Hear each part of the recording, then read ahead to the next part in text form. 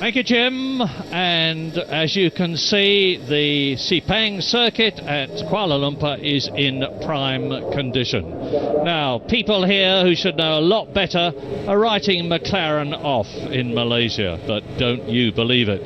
Pekka Häkkinen may be starting 4th, David Coulthard may be starting 8th, but they've overcome worse problems than that in the past. But would you believe this? Ferrari here on Thursday, on Friday, on Saturday and this morning, Michael Schumacher in the final half hour here makes a couple of practice starts before my very eyes, and then they say to him, something wrong with the car, Michael, you've got to get in the spare. Now Michael is already under pressure. He may be starting from pole position there in his new helmet, incidentally, for the 6th time in succession, but he's only starting 1/10 of a second ahead of Rubens Barrichello in terms of qualifying times.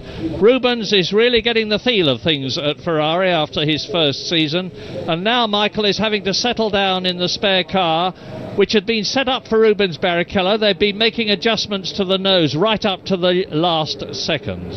And his brother Ralph behind him on the grid is going to be a real problem, because believe me, that BMW engine of his has got massive grunt.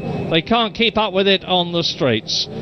And we've got this wonderful, wonderful new element in Formula One that you've heard about so much, but it's really coming to the boil now. The tyre war between Bridgestone on Ferrari and others, of course, and Michelin on Williams and others, of course. It's Michelin's return to Formula One racing in Australia, and they've really come good here with Ralf Schumacher 3rd on the grid, with his teammate, the incredible Juan Pablo Montoya, 6th on the grid, notwithstanding the fact that he lost virtually all his running on Friday, the first day of practice, because he had various problems with the car, and this circuit is entirely new to him. But he's overcome that. There he goes, 6th on the grid. It's an enormously demanding race. You've heard it from a lot of other people, but you're going to hear it from me again. 56 laps of here, and that's going to be over an hour and a half in these sweltering conditions. Now, I was literally dripping with sweat just walking from one side of the track to the other to get into the air-conditioned commentary box. I'm all right, but down there, those drivers cooped up in their cockpits are wearing 3-layer Nomex underwear, long johns, long sleeved vests. They've got overalls on top of that. They've got the balaclava, they've got the helmet, they've got the gloves, the boots, and they're totally cooped in the cockpit for safety reasons.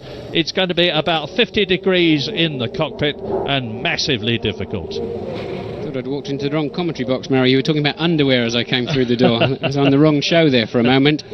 Literally, I've just walked in, so I'm not absolutely clear what you were talking about. I was just saying it's going to be jolly difficult for them because it's so swelteringly hot. Well, you're sweating. I mean, it's coming through your shirt. I know, I'm absolutely saturated, literally just walking over from the other side of the racetrack. It's incredibly hot here. But as I said during qualifying yesterday, if you're watching that show, often when you get up and running and the adrenaline's flowing, you get a little bit of airflow through the car. You can lift your visor slightly and leave the top of your overalls undone.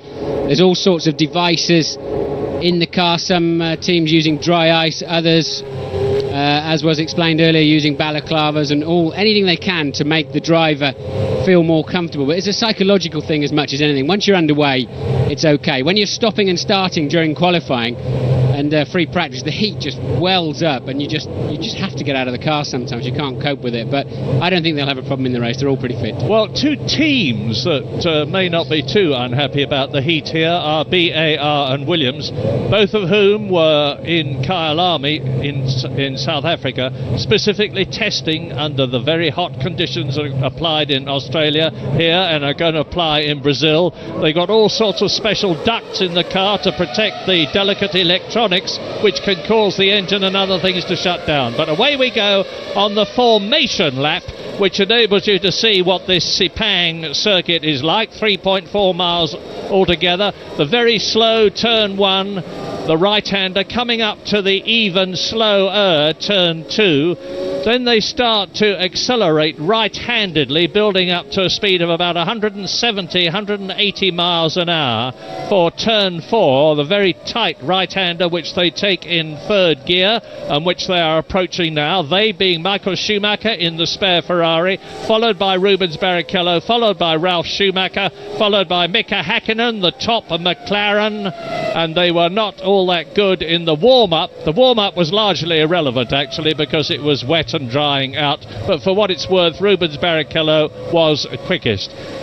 Arrows could have a problem. I think I saw mechanics still on the racetrack with less than 15 seconds to go to the start, so one of the arrows at the back of the grid, towards the back of the grid, may well have a penalty, as Coulthard did last year in Canada, I believe it was, when we still had mechanics on the track. So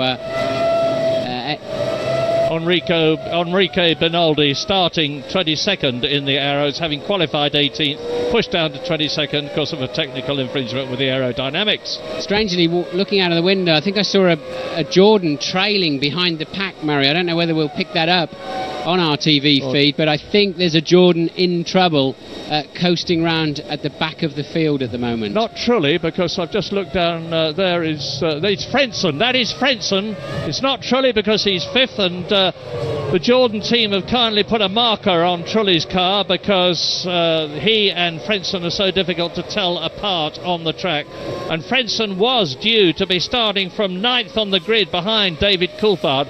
The top, there he is, you can see him just, as Martin said, trailing along, coming up to turn 9. And news from Louise in the Jordan pit, he's got a misfire of some sort, and the speed he's doing, it looks very much like he's constantly at pit lane speed limit, actually, something like that, but nonetheless, Frentzen then already in problems before the start of this Grand Prix. Quite incredible, isn't it? Schumacher starting in the spare car, Frentzen in trouble before the race even starts, Michael Schumacher then starting in pole position for the 6th consecutive time. On his way, he hopes, to his 6th consecutive win. Now Frentzen arrives and the pack are all in place. He should go in the pits and start from the pit lane if he manages to clear his car. Suspect the problems he's got, he'll go in the pit lane anyway, but Frentzen should not really cruise up to the back of this grid now. Grid order: Schumacher, Barrichello in the white and blue Williams BMW, Ralf Schumacher. There's one of the Benettons coming into line. They'll have to abort the start. A Benetton completely out of sync there. Who is that down there? It's Fisichella, isn't it? Start aborted. I had this back in the 80s once when somebody else took my grid slot, and Fisichella, what he's done is he's turned over to his grid slot too late. He's obviously got mixed up, expecting all the cars in front of him to go down one more line, one more box, and he's turned too late. Obviously, if he reverses, he'll be disqualified immediately. You cannot reverse on a racetrack. So Fisichella, has done the only thing he can, and that's switch it off. And the clerk of the course has done, the race director's done the only thing he can, and that is abort the start of the race. Fisichella will now be put to the back of the field, and I notice it already. The stewards are investigating Jos Verstappen in the Arrows. That will be because the mechanics were on the racetrack, but surely now when they go to restart, Murray, there'll be a man in front of Fisichella holding a yellow flag, stopping him from keeping his current grid position. Holding the yellow flag in such a way that the man behind him can see it, and that was to be Fisichella's 76th career Grand Prix start. He's done that enough times before, but something unusual must have happened. Benetton have not been in the best of shape here any more than they were at Williams. This is an investment year for them with the new Renault engine and a lot of new people there, and they're on the Michelin tyres, as you can see. So a full restart then. I wonder if the grid shuffled up because Frentzen, who of course is 9th on the grid, I just wonder if it all got out of sync where people took Frentzen's grid slot, and Frentzen now able to rejoin his position, because it seemed to me that Fisichella initially parked on the left-hand side of the track, so didn't just misunderstand his side of the track. And Frentzen being pushed towards the front, he can do that, no problem at all there, providing they can fix his misfire, of course. And then Fisichella appeared to try to change sides on the grid, so some confusion. It may well have been because of an empty grid slot here for Frentzen. So everybody all keyed up, ready for the go. They'd delayed getting into their overalls as long as they possibly could to prevent the heat build-up. But we're going to take the opportunity to leave Sepang shortly now for a break.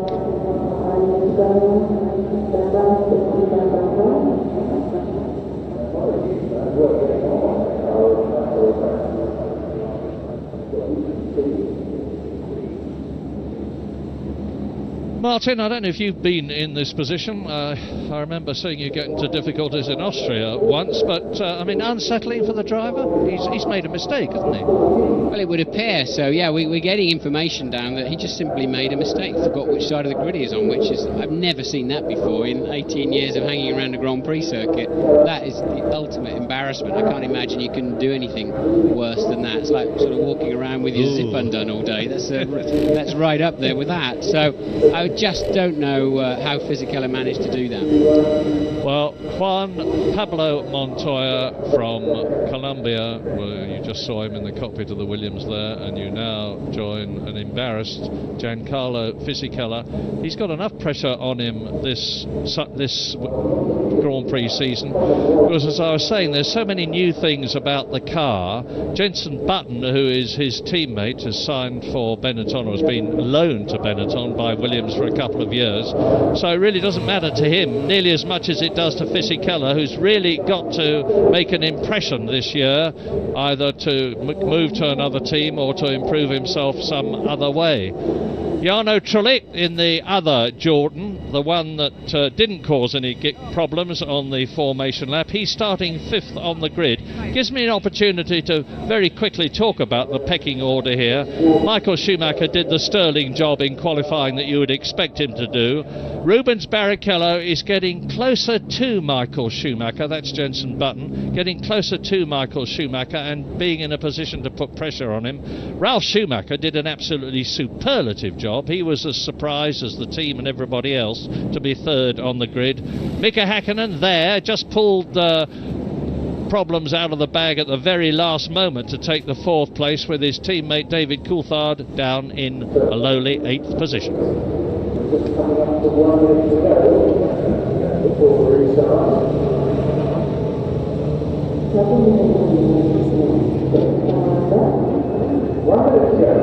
Welcome back to Sepang. Restart in just under a minute. Restart being the rerun of the formation lap, and we will be watching, of course, particularly carefully Heinz-Harald Frentzen in the yellow Jordan, 9th on the grid, to see whether they've overcome his problem. Yes, so what does this all mean? The race will be 1 lap shorter, and now it's effectively a whole new start. Frentzen has retaken his position, which I believe under the rules he's perfectly entitled to do, so that's a major let-off for the Jordan team there, and but it happens.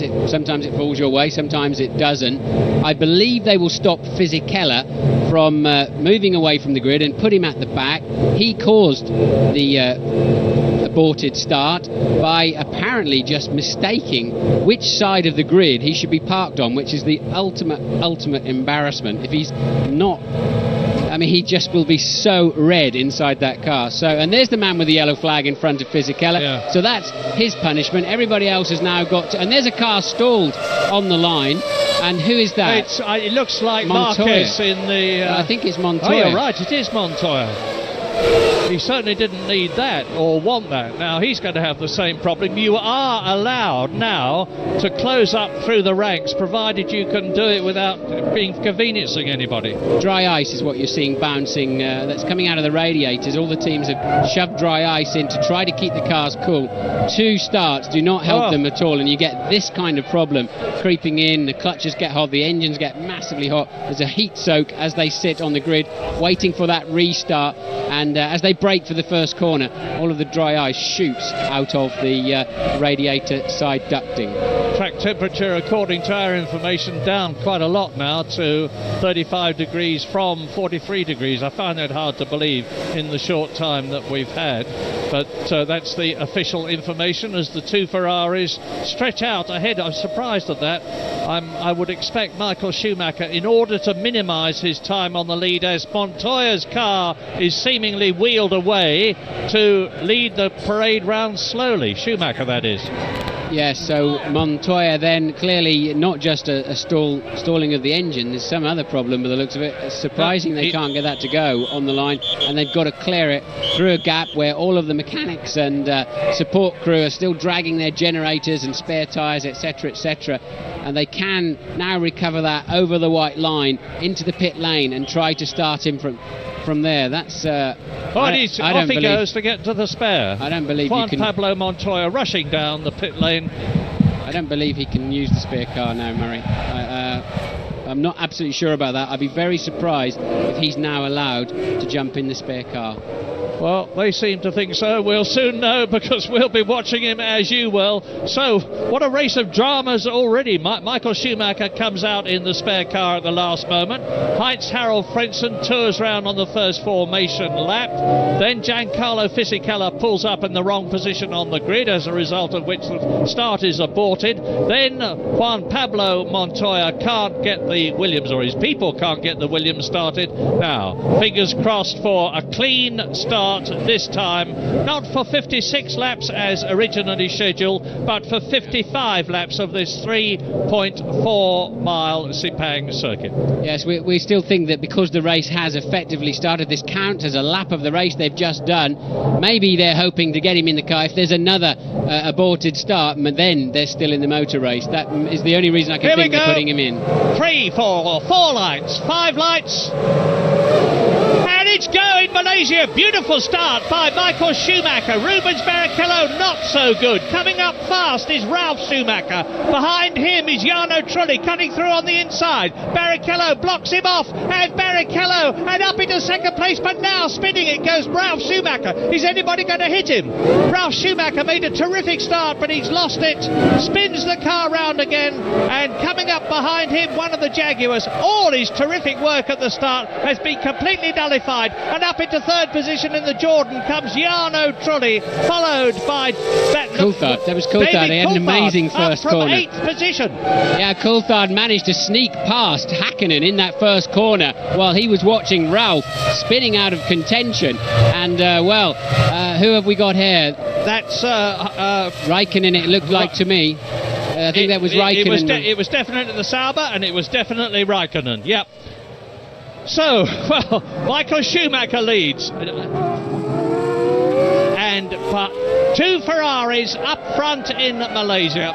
And look at the gap between them. And look at the gap, even more importantly, between Jarno Trulli and David Coulthard after that sensational start. And Heinz-Harald Frentzen is there in 5th position in the Jordan, followed by one of the Arrows. How on earth did that get there, and who is it? Verstappen. It's got to be Verstappen, because Bernoldi was right at the depth.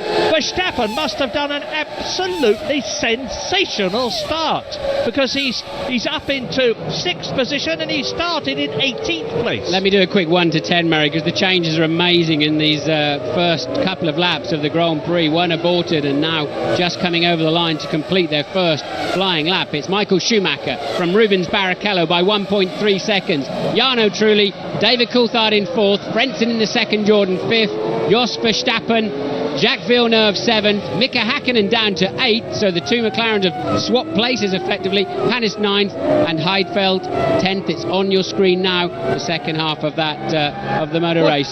Just listen to who Verstappen has passed.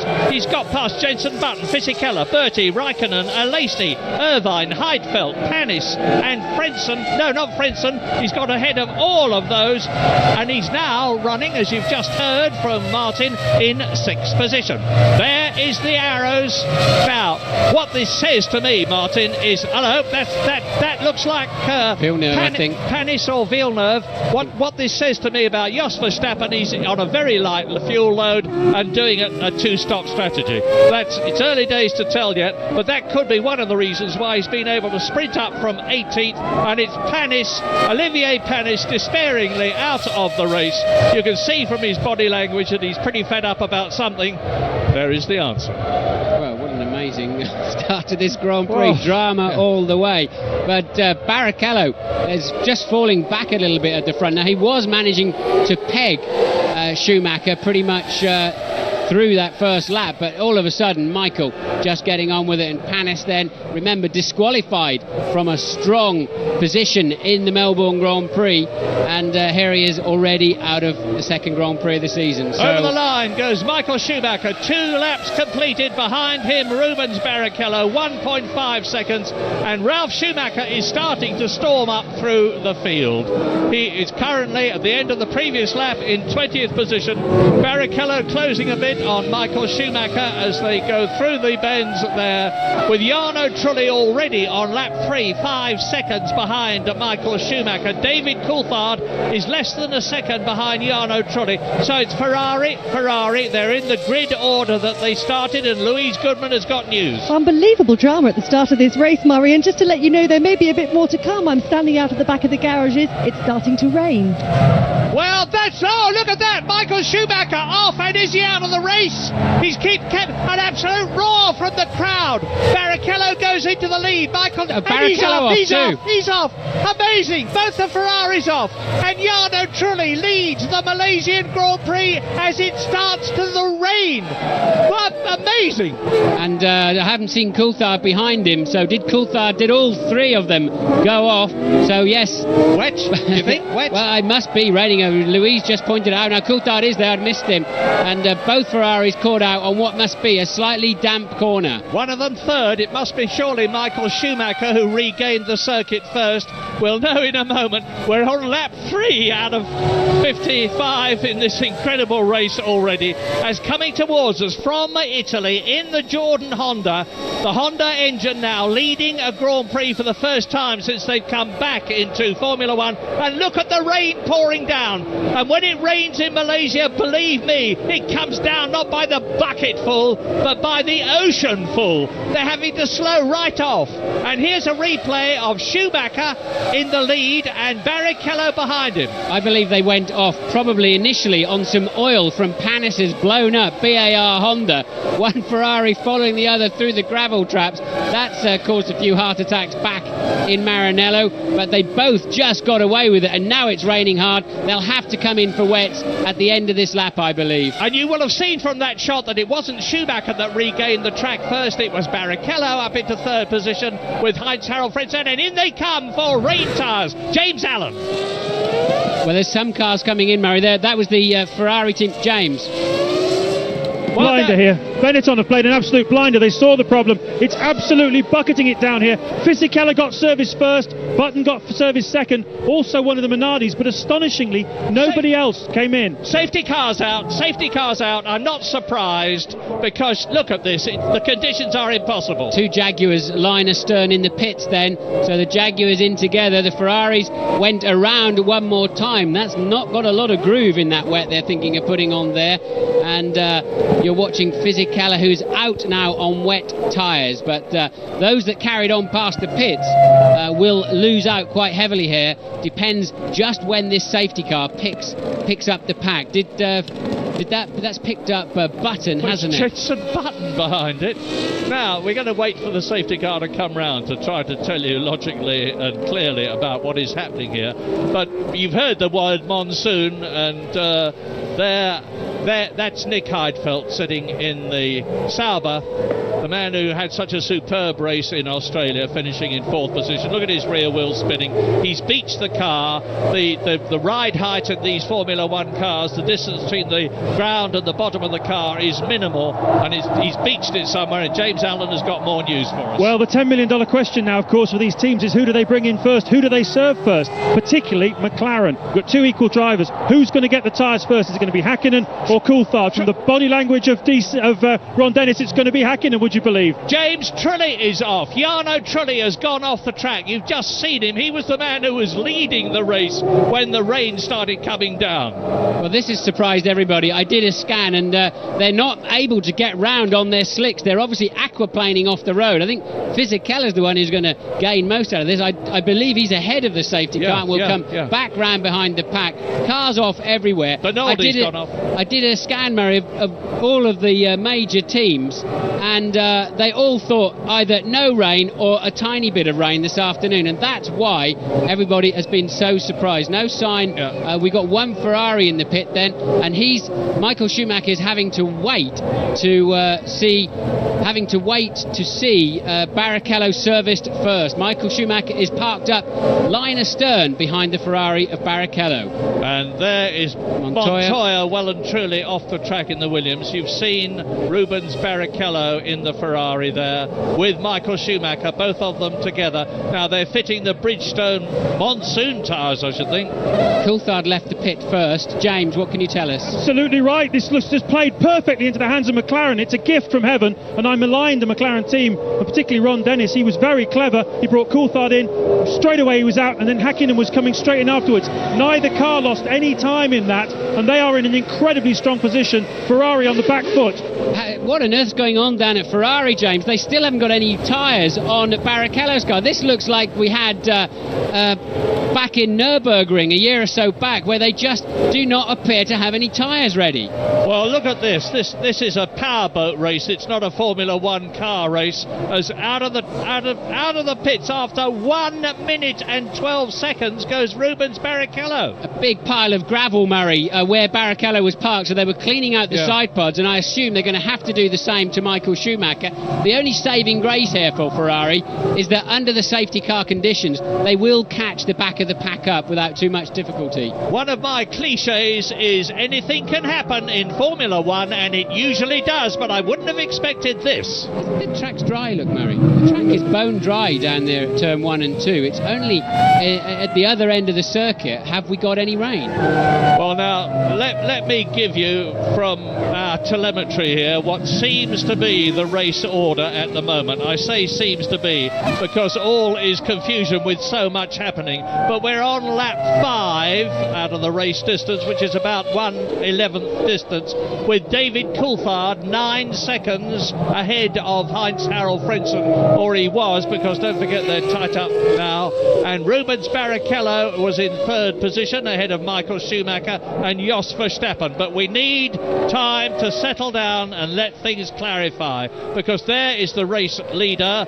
David Coulthard. You've heard about the coup from James Allen that Ron Dennis, and remember what I said earlier on, people were writing McLaren off, as off goes Rubens Barrichello again.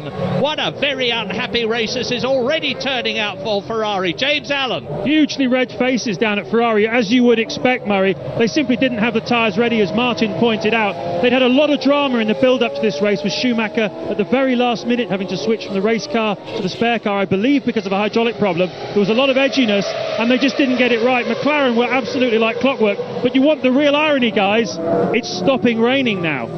Yeah, so this circuit dries out quite quickly. When the warm-up started this morning at 10:30, the track was wet. Not as wet as it is now, but wet. And about 11:45, that's only a quarter of an hour later, it was drying out.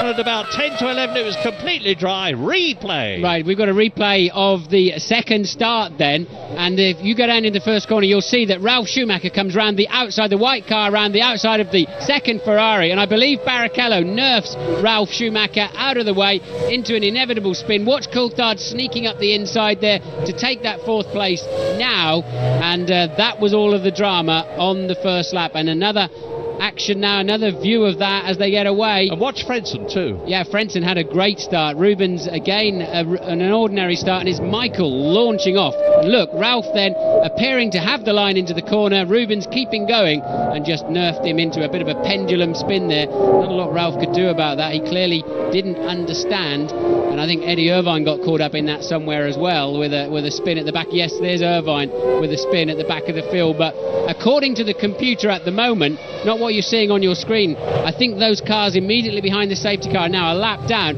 Coulthard leads this race from Jos Verstappen, Frentzen, Häkkinen, Trulli, Alesi, Fisichella, Ralf Schumacher, Mazzacani, and then the 2 Ferraris, and then the lapped runners. That may yet unfold, because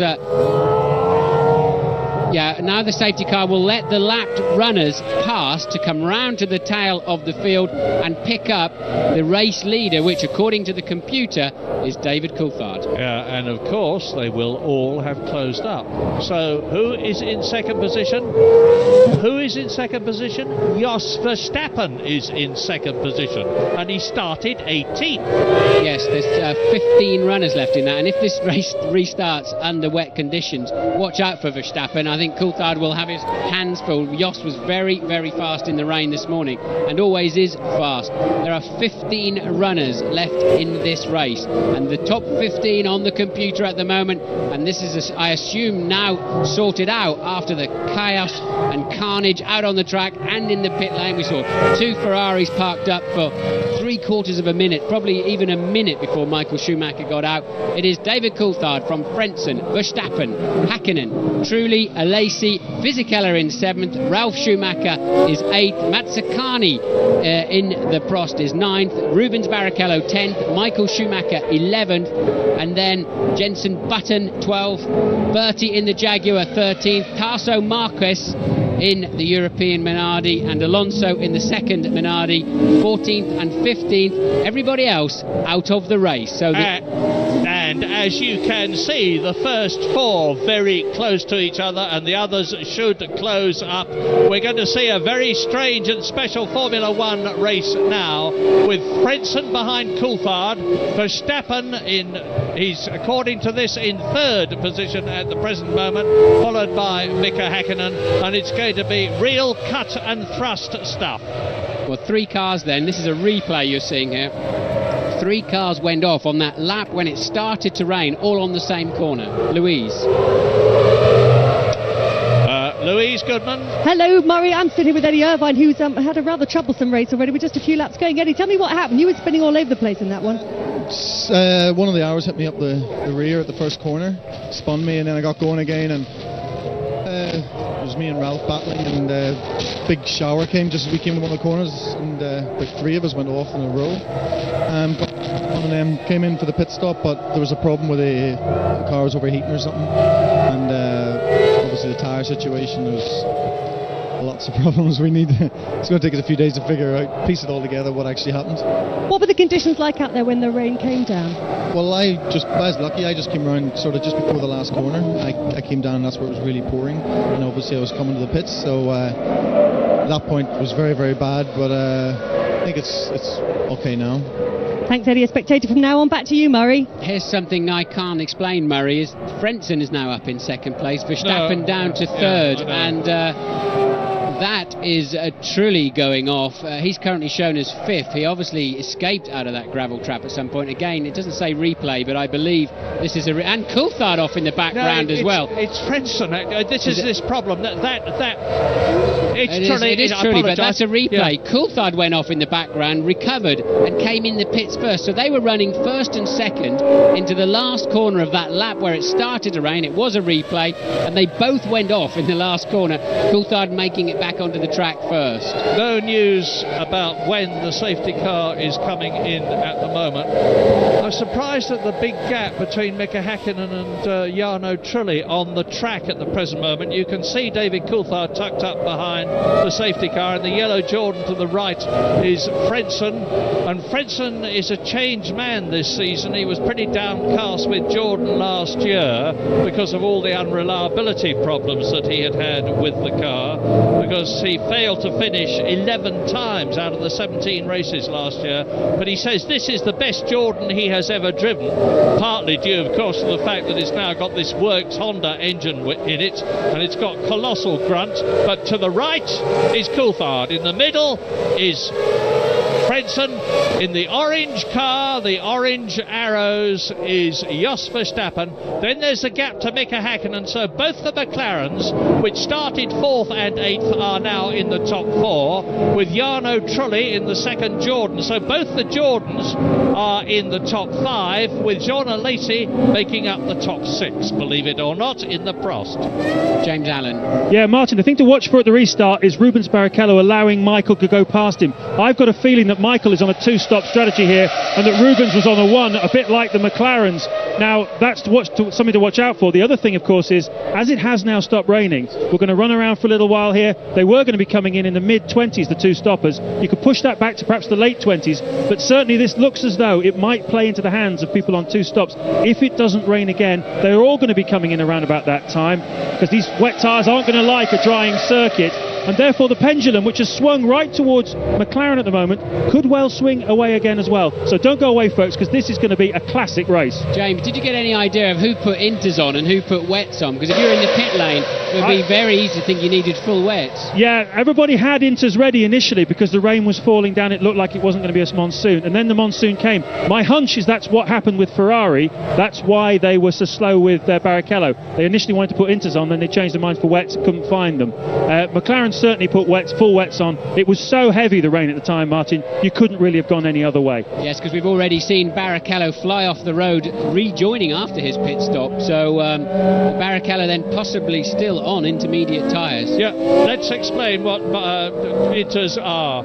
There's various grades of tyre in terms of their tread configuration, and inters means intermediate. That is for circumstances where the track is damp to wet, but not monsoon conditions like we've had. And Bridgestone and Michelin, of course, will also have a tyre that's better for drier conditions and a tyre that's capable of coping with the really, really rain-soaked track. Now, let me quickly tell you, while you're looking at these replays, of who is out of the race. Jacques Villeneuve and Panis are out, so there is Panis on this replay. Both the BARs out.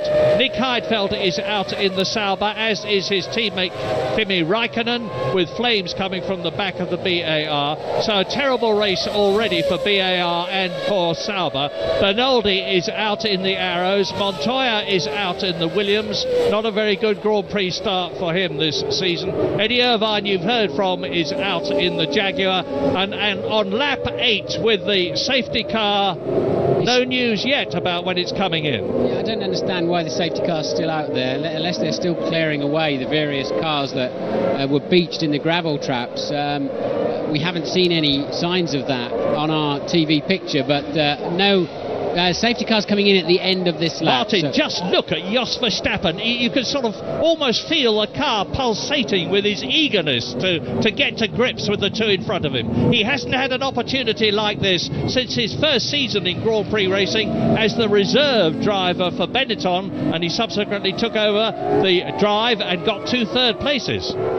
Yes, and as I said earlier on, he's very, very fast in these changeable conditions. And anybody who is out there on inters, I think, will be, within a lap or so, will be on the right tyre, because the full wet is going to get very, very hot in the early section of the lap. The first 4 or 5 corners of the lap are quite dry until now, till the exit of turn 4, look.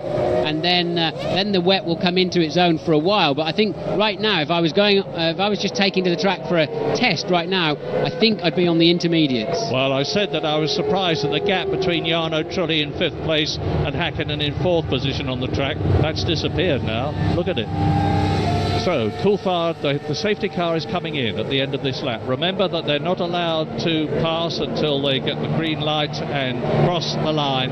David Coulthard leading Frentzen, leading Verstappen, leading Häkkinen, leading Trulli, leading Alesi. Those are the top 6. I can explain now how Frentzen's popped back in front of Verstappen, apparently under what must have been a myriad of yellow flags as everybody was falling off the road with that surprise rainstorm. Apparently Verstappen overtook Frentzen under a yellow, and so has yielded to try to avoid any kind of penalty. In fact, it now says the safety car will do 1 further lap, and I just can't see why at the moment. Just as a matter of interest, the man who is driving the safety car is Bernd Mailander, the German DTM and touring car expert. And he's had a lot of mileage in this car, and there's a lot of responsibility on his shoulders now. I wonder if the race director is in contact either with, through one of the teams, with the drivers. I know they can sometimes ask opinions as to whether the track is ready to go, because they're obviously feeling how much water there is down. A couple of those corners are still pretty wet, actually, as you looked further around the lap. But here we are through 14, and it's virtually bone dry again, isn't it, on their right-hand side of the track. So I wonder if either the safety car driver and or some of the key drivers are saying, give it 1 more lap. Yeah, up to the hairpin, 180-degree hairpin turn 15, which they take in a very low gear. So here is the final lap for the safety car, as far as we know, although obviously we're keeping our eyes on it and we'll keep you tuned. Coulthard to the right, the man who last won a Grand Prix in France last year. He won the French Grand Prix, he won the British Grand Prix, and of course he also had a third victory that year. And into turn 1, safety car, Coulthard. Yellow Jordan, Trulli. Orange arrows, Verstappen. Silver and black, McLaren, Hakkinen. Yellow Jordan, Trulli. And the Prost of Jean Alesi, who's higher up now than he's been for a very long time. And there's the replay of the BAR in flames, spinning off with Olivier Panis finishing his race. Yes, and of course the next 2 cars round, really, that would probably not have had yellow flag assistance or so much warning were the 2 Ferraris, who both went off on that corner, and it was starting to spit with rain. And as you well know, a drop of water and a drop of oil is massively slippery, especially if you ride a motorbike on the roads, and that caught both Ferrari drivers out. James? Yeah, down at McLaren, big drama here. It appears Coulthard's radio is not working. I've just seen Dave Ryan running across. They're about to give him a board next time round, and so if he is in touch with the race director, he's certainly not in touch with the team. Deja vu, because remember in Australia, Michael Schumacher was tapping the top of his helmet, and there was a misunderstanding. He thought he was adjusting the air vent. In fact, he was communicating with Ross Brawn, the Ferrari chief, who was worried that Michael Schumacher was not in radio contact. Now, will David Coulthard know then that the race is about to restart? He's certainly trying to warm his brakes and tyres up accordingly, and he should know the rule regarding the lights, and the safety car will pull off into the pit lane. We're only in 9 and 10 at the moment, so a while to go before the end of this lap. Can the team give David Coulthard the information that he needs to be sure that he knows the race is about to restart at the end of this lap? We've just been told that Ralf Schumacher's rear light is not on. I hope that's not going to be significant in terms of penalisation. They're supposed to have the red light on, of course, when they're in bad weather conditions, so that the car behind them can see them. I remember from swatting up the regulations, you cannot be pulled off the track for not having your rear light on. Although they can ask you to put it on, they can't drag you off the track. And apparently they have now made contact with David Coulthard, so he is aware that the race restarts at the end of this lap. Which is very shortly, because they're coming down the Penang straight now into the hibiscus domed turn there, which is turn 15. The safety car pulls off and the race restarts, but remember, no passing until they cross the line, which gives David Coulthard the opportunity to sprint away. Verstappen is challenging Frentzen. Frentzen asleep there, let Coulthard go, and he's got Verstappen then able, not close enough to have a look at the inside, but Coulthard caught them all sleeping, particularly Frentzen. So a tight match between Trulli and Frentzen, Verstappen and Hakkinen, with Jarno Trulli in the second Jordan closing up on all of them. And Jean Alesi, where is he? There's a big gap there. There is the Prost, and Jean Alesi has got Giancarlo Fisichella's Benetton right behind him. I would expect Alesi to be able to pull away, and look at Jos Verstappen swarming all over Heinz-Harald Frentzen's Jordan. This is Jos Verstappen's opportunity. Jos, the boss from Holland, and he knows it. He's got the Acer Tech engine in the car, and it's down on power compared with the others, but that won't harm it nearly as much in these wet conditions as it would in the dry. Well, they're into the great unknown at the moment. We know there's oil on the track. We know there must be a lot of gravel. The track is sort of 25% dry and 75% wet or very wet, and Hakkinen now having a good look up the inside of Verstappen into turn 9. Hakkinen looking comfortable. 2 McLarens working better in these conditions. Just before I came up to the commentary box, Mika Hakkinen came up to me and he said, "Have a nice afternoon," and I said the same to you. It's already turning out to be a lot nicer than he might have expected. In 4th place and challenging Jos Verstappen for 3rd, Heinz-Harald Frentzen for 2nd, as David Coulthard edges away a bit in the lead at McLaren, with Alesi still 6th, Fisichella 7th, and Verstappen having a real go at Heinz-Harald Frentzen as we look through the ball of spray, and Jos Verstappen goes through at the hairpin. Terrific bit of driving. Jos Verstappen 2nd place, Heinz-Harald Frentzen displaced.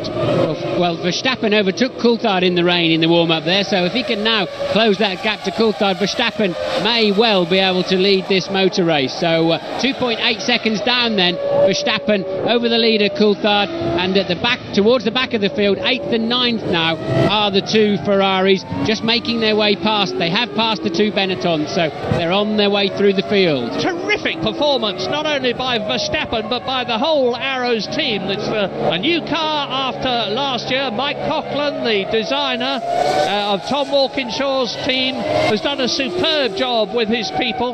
They've got a lot of new people there, and they're certainly making the most of them all, because Heinz-Harald Frentzen is dropping back.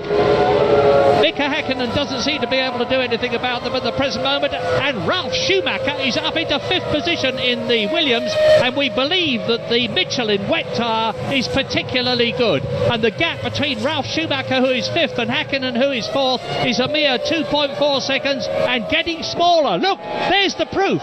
Verstappen 2nd, Frentzen 3rd, Häkkinen going through and taking that 3rd position. So Frentzen has lost 3 places. He's lost 2nd place to 2 places. He's lost 2nd place to Jos Verstappen. Now he's lost 3rd place to Mika Häkkinen. And McLaren are 1st and 3rd. Who would have thought this could have happened half an hour ago? And Michael Schumacher has passed Rubens Barrichello somewhere out on the track, so as James Allen predicted, Michael may well be on a lighter fuel load. They would have had a chance to top it up in that pit stop, try to get him, but all of those windows that they've so carefully planned as to when to come in are pretty much out of the window, so to speak. They're going to have to recalculate, and who was that shaping up to have a good look at the back? And it was must have been Schumacher. Ralf Schumacher's Schumacher coming through. Ralf Schumacher taking it. Surely Frentzen must have a problem. He's now lost yet another place as Ralf Schumacher storms through. Now here are the first 10. Coulthard leads, Verstappen 2nd, Häkkinen 3rd, Ralf Schumacher is up to 4th. There he is. Frentzen down to 5th. Michael Schumacher is 6th. Michael Schumacher in the Ferrari up into 6th position. Ahead of Rubens Barrichello. 8th is Trulli. 9th is Fisichella. Jenson Button in the 2nd. Benetton is 10th. Then it's Alesi, Berti, Mazzacani, Marquez and Alonso. Both the European Minardi still running. Yeah, so Michael Schumacher over a second faster than anybody else on the racetrack last time around. So Schumacher, as ever, very well hooked up and already shaping up to go right round the outside of Frentzen. That's incredible. Into turn 12, and just amazing. Just drove right around the outside of him. So Schumacher then up to 5th place. And look at the way Ralf Schumacher is harrying Mika Häkkinen as his brother Michael comes up behind him. The battle of the brothers is beginning, and David Coulthard leads by about 3 seconds as Michael Schumacher visibly closes on his brother, and Rubens Barrichello goes past Heinz-Harald Frentzen. So Frentzen, who had a problem, you remember, on the original start when he had to tour around, may have a that's Jenson Button in trouble, and he's touring. So Heinz-Harald Frentzen may well have a repetition of whatever the problem was. Thought it looked like Button was recovering from a spin, actually, but Häkkinen then under a lot of pressure from Michael Schumacher.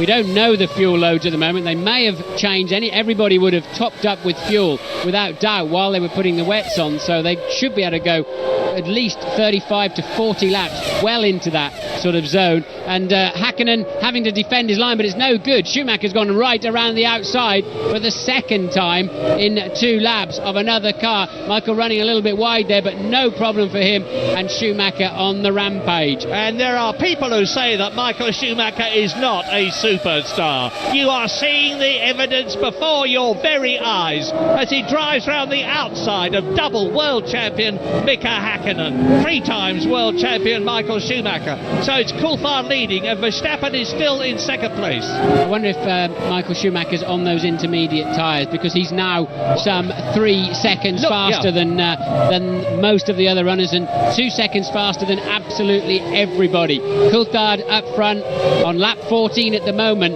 with a 2.1 second lead, but beginning to slow with his wet tyres. James.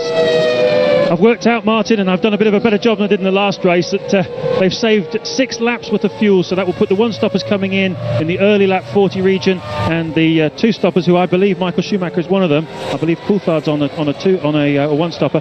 So Michael Schumacher on a 2-stopper will come in around about lap 29 to 30, something along those lines. And the Ferraris are right up with the McLaren now. You're looking at Mika Häkkinen in 4th position, and Look how close it is between the Ferrari and the McLaren, and the McLaren it's Rubens Barrichello there battling against Mika Häkkinen, and he's going, and he does it. Rubens Barrichello passes Mika Häkkinen just as his teammate Michael Schumacher did, except that Michael Schumacher did it on the outside, Rubens Barrichello did it on the inside, and now Ralf Schumacher is closing up in the Williams BMW on Mika Häkkinen. Knowing Mika and the car as I do, I suspect he must have some kind of a problem. I think he's on wets, and I think the Ferraris are on intermediates. And now Michael Schumacher shaping up. He didn't make it to have a stab at Verstappen, so Verstappen stays second. Coulthard only just in front of them now. Look, Coulthard beginning to struggle at the front of the field. Michael now 4.4 seconds quicker than the race leader on the previous lap. They must be on different tyres. Here he goes, Verstappen second, right behind him, the Ferrari of 3 times world champion Michael Schumacher. As we look down on the first 3, David Coulthard, Jos Verstappen, and Michael Schumacher is going to go round Jos Verstappen. Goes through on the inside. Is Verstappen going to yield and let him through? No, he is not. And the rain is coming down again. Barrichello in 4th position. Mika Häkkinen in 5th position. Ralf Schumacher is 6th. Frentzen is 7th. Trulli is 8th. Fisichella is 9th. Luciano Berti in the only Jaguar is in 10th position. And Michael Schumacher has another look at and another go at Jos Verstappen. And still he can't get past. Verstappen is entitled to take the racing line where he wants it to be, and he is doing it fairly and squarely. Yes, the wetter part of the track. Now Michael's got the run up the inside into 9, and it begins to dry up now, so Michael then slicing through into second place easily as it happens, and I'd be absolutely sure he's on the intermediates just by the way he's driving around the outside of people in these kind of corners where it's a little bit drier. Coulthard will be the next victim in a very short amount of time, I would imagine. And Michael Schumacher shaking the head of the Ferrari, or the Ferrari shaking its own head, as the reigning world champion closes up on David Coulthard. Shortly, we think, to take the lead. David Coulthard looks at his mirrors. Michael Schumacher dives out from behind his wing, gets through on the inside. As they come up to the left-hander, turn 15 at the end of the lap. This is the end of lap 15 in this 55-lap race. 40 laps still to go, and a lot of drama still to come. And now Michael Schumacher goes for it as they come down to turn 1, and then the left-hander at turn 2 and through. Yeah, you can see the pattern on the tyres. Schumacher on different tyres, no doubt about it. It's clear to see from the pattern along the top, and of course the speed through these dry corners. So Ferrari then, whilst it took a long time to find any tyres, at least they put the right ones on. They found the right ones when they did. So now the battle is between Jos Verstappen there for 3rd place and Rubens Barrichello behind him, with Mika Häkkinen in 5th place, Ralf Schumacher, and now there is Barrichello surging past Jos Verstappen. Another manifestation of the fact that they are undoubtedly the 2 Ferraris on the right Bridgestone tyres at the present moment to cope with these ever-changing weather conditions. Dry, wet, then drying out a bit, then getting wet again. They've got it right, although it took them some time to do so, and it looks now as though Rubens Barrichello will be passing David Coulthard to make it Ferrari 1st and 2nd on lap 16. There's some very dark clouds and a lot of rain falling in the not too distant, just over the hills there, so this is going to be a very changeable race. But you'd want to know what I'm talking about on the pattern of the tyre. You'll see a groove that's right down the middle of the intermediates of the Ferraris, whereas you'll see 2 or 3 grooves spread across the tyre. If you just look along the very top edge of them, if you get a close-up, you'll see exactly what I mean. That confirms they are different patterns of tyres, and you can see Coulthard's are even a different colour, as those wets do not like dry corners, and that's why Barrichello can simply drive right past him. He gets a lot more bite out of the corners and just builds up speed so much faster than the wet-shod car of David Coulthard. There's a lot of Ferrari fans here, just as there are at all the racing circuits. They're standing up now The flags are waving. You saw one in the foreground there. They're cheering their heroes, Michael Schumacher, Rubens Barrichello, first and second. And it looks to me as though Jos Verstappen now is going to have a go at David Coulthard, because the orange arrows is closing all the time on the silver and black McLaren. It's still Mika Hakkinen in 5th position, doing nothing about Jos Verstappen. He's 8 seconds behind him now. Ralf Schumacher is lapping slower in the Williams than Hakkinen is, but he's still in the top 6. The problem that the runners on wet have got, we're only on lap 17. So much has happened in this race, it seems like we should be somewhere near the end, but amazingly it's just lap 17. They're nowhere near a sensible pit stop window, so if they come in to change tyres, they'll lose best part of 25, 27 seconds doing that. At the moment, they're 6 seconds a lap slower by being on those wrong tyres, so quite clearly, within 5 laps, they will have regained that time. It might be worth them coming in shortly and just going for a set of inters anyway. James Allen, what's the news? Well, Murray, the thunderclouds are above us. I've just seen a horizontal bolt of white lightning. I've not seen anything like that, certainly never in England anyway. But I can confirm for you that the 2 Ferraris are on the intermediate tyres, and I can tell you what happened there. They were going to go for the wets, and it was the other way around to what I said. They were going for the wets originally, and then they obviously thought about this and realised the safety car would be obvious because of the amount of rain that was coming down. So they put them out on the intermediate tyres, knowing the safety car would not release the cars until it was safe, and that's worked out very well for them. In this morning's warm-up, Ferrari both used the intermediate tyre and got some good performance out of them, whereas the rest of the teams tended to stick with the wet tyre. So the warm-up really worked for Ferrari. Schumacher leading this race.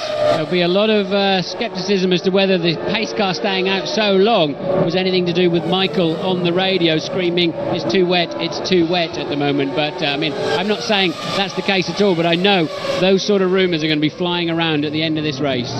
Well, whatever. David Coulthard is now in 3rd position, 1.5 seconds ahead of the orange arrows of Jos Verstappen, and there will be people all over the planet who will be crossing their fingers for arrows and Jos Verstappen. The team have had a lot of adversity in the recent past. Tom Walkinshaw has patiently built up the team at Lee Field in Gloucestershire. They've got a magnificent facility there now. He's put a lot of money into it, and Jos Verstappen is making it pay off at the present moment, because look at the gap between him and Mika Hakkinen. It's 9 seconds, and there is the McLaren, and you see Ralf Schumacher in the background coming round. Things are getting quite spread out. There's a 26-second gap now between Michael Schumacher in the lead and Ralf Schumacher, who is in 6th position. If it doesn't rain soon, I think Coulthard and co may as well come in for some intermediates. They're still losing over 5 seconds per lap to the Ferraris on those inters. Yeah, I would have expected in normal conditions on a 2-stop strategy, people to start coming in round about lap 22. That's what they did last year. We're on lap 18 at the moment, and Michael Schumacher is romping away. He's about 0.6 of a second a lap at the present moment, faster than his teammate Rubens Barrichello, who is about 3.5 seconds faster than David Coulthard. Verstappen and Hakkinen are lapping at about the same time, but Schumacher is the man on the charge, as you see, increasing his lead. He goes over the line now to complete his 19th lap and start his 20th out of 55, coming up towards half distance, and his lead has increased to 7.3 seconds. Yes, Michael Schumacher, as always, in a league of his own in these difficult and unpredictable conditions, and stretching that lead out over 7 seconds over his teammate. Meanwhile, Coulthard and co still falling away at over 5 seconds a lap, and Hakkinen then is the first to come in for, I would assume, it will have to be some inters. Let's see if we can see. Now there's slicks. Hakkinen then gambling on slicks. That'll be a bit tricky in a couple of corners, but that may well prove to be a smart move, and I believe Ralf Schumacher in the BMW Williams doing exactly the same. Yes, so Hakkinen then on slicks. Well, you've heard us talking about tyres, you've heard us talking about monsoon tyres, about intermediate tyres, and now about slick tyres.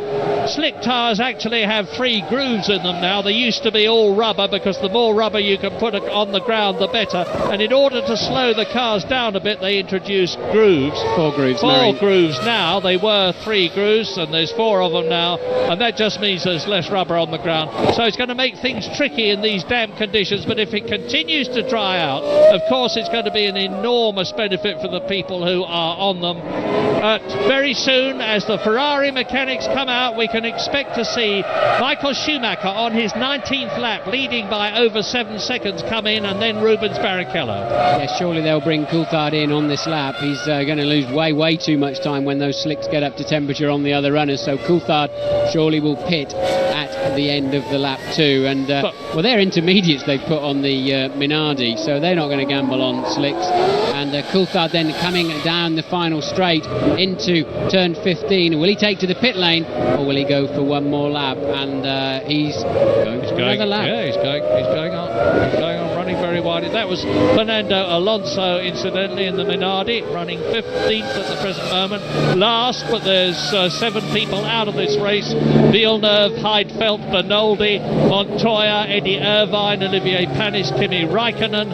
Both the Saubers and both the BARs have retired. 15 cars left out of the 22 started. Lap 20 out of 55. Michael Schumacher leads Barrichello by over 9 seconds. Well, like us, all eyes in the pit lane will now be, of course, on the 2 slick runners, Häkkinen and Ralf Schumacher, currently down there in 7th and 8th place. And the moment they look like they're finding some time, and that's not a lap time, they'll just be reacting to a section time even, where they can see the slick-shod cars going faster. And of course, the Ferraris with such a lead, over 12 seconds on 21 seconds on third place man Coulthard, they can afford to wait one more lap rather than take a risk. Häkkinen and Ralf Schumacher had a lot less to lose by going for that stop earlier. And Coulthard, of course, in third place, he's really pretty much in the middle of those. And look, his left front wet has got virtually no tread on it at all. It's just burning the rubber straight off.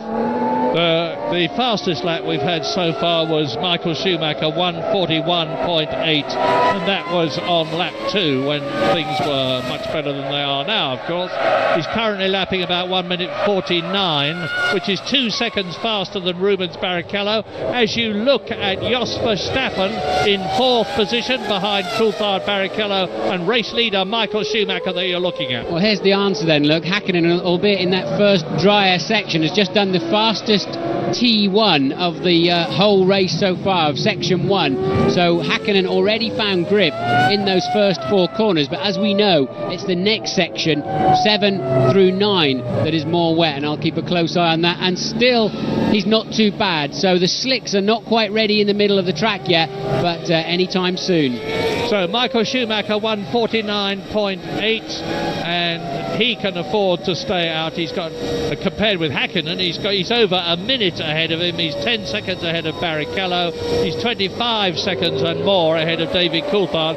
So he could afford to come in, take on new tyres, get out again, and still stay in the lead ahead of David Coulthard if they had a good stop. And we're looking at Mika Häkkinen now, 8th position, closing on Giancarlo Fisichella's Benetton ahead of him. And I think he went in the pits, yeah, Murray. Fisichella's just gone into the pits, so upper place to 7th position, 1 position off the points goes the Flying Fins. Right, 56.5 for Häkkinen, that's 7 seconds slower than Michael Schumacher. He's gone a bit too early. It's too wet in the middle of the lap. Of course, he's got to build tyre temperature up. He's got to learn where those slicks will give grip and will not. But that was a pretty slow first lap there for Häkkinen. And what did Ralf Schumacher do? Same time. So the slicks, they're a touch too early. Fisichella out on slicks. Well, he's come in later, but has he still come in too early? People say to me, why doesn't the best driver always win the race? And I say, well, you know, the best driver has to have the best car, he has to have the best backup, he has to have the best engine and mechanics. Of course, he has to have the best tyres, and he has to have the best tyres for the circumstances. And that is what Schumacher has got now. Barrichello in the pits then, so now let's see what Barrichello, surely they'll obviously put slicks on him and fuel it up. So they're just in a 2-stop window now. They can bring themselves back just about on schedule with this, and very used looking slicks there. They look quite new at the rear actually, and they're still trying to clean the side pods of Barrichello's car. I wonder if well, of course, remember he went off after he changed tyres last time, trying to catch the pace car up. He's been off once again since his initial spill in tandem with Michael Schumacher earlier in the race. Yeah, for some reason they were expecting a lot of debris here anyway. I know the BARs have got special wire mesh guards that they can rip out at the pit stop to clean out the side pods. Now they've got longer side pods this year, so the radiators are further back, and it's very difficult for the mechanics to reach into the side pods and get debris away from the radiators. And if there's debris there, it's going to be affecting the cooling of the engine. It will overheat and they'll be in problems. Lap 22. Schumacher leads Barrichello now by 16.6 seconds. There's bags of movement there in the Jordan pit as out comes Heinz-Harald Frentzen, who was in 6th position. Well, I don't know what they're reacting to by bringing these cars in, because the mid-sector's just 3 seconds too slow. I know it'll come round quite quickly, but at the moment they're still, of course they were on wets, so I suppose they're moving from wets to slicks, and I'm comparing them with Michael on the intermediates, but nonetheless it is still a touch too early for slicks. No, not now, I think, Martin. Mika Häkkinen has just done the fastest first sector, as you pointed out earlier on, but this is the fastest of the whole race, 25.7 compared with Michael Schumacher's 26.2. There is Jarno Trulli in 5th position in the Jordan, and the order is Schumacher, Barrichello, Coulthard, Verstappen still hanging on in the arrows in the points in 4th place ahead of Jarno Trulli that we have just seen. Heinz-Harald Frentzen, both the Jordans are in the top 6, as are both the Ferraris. Mika Häkkinen in the 2nd McLaren is out of the points, he's in 7th place. Ralf Schumacher is 8th, and you watch now the Jordan, here it comes. Coulthard's getting some good lap times in now on his full wets. He's down to within 2 seconds a lap of Michael Schumacher. We're going to take a short break.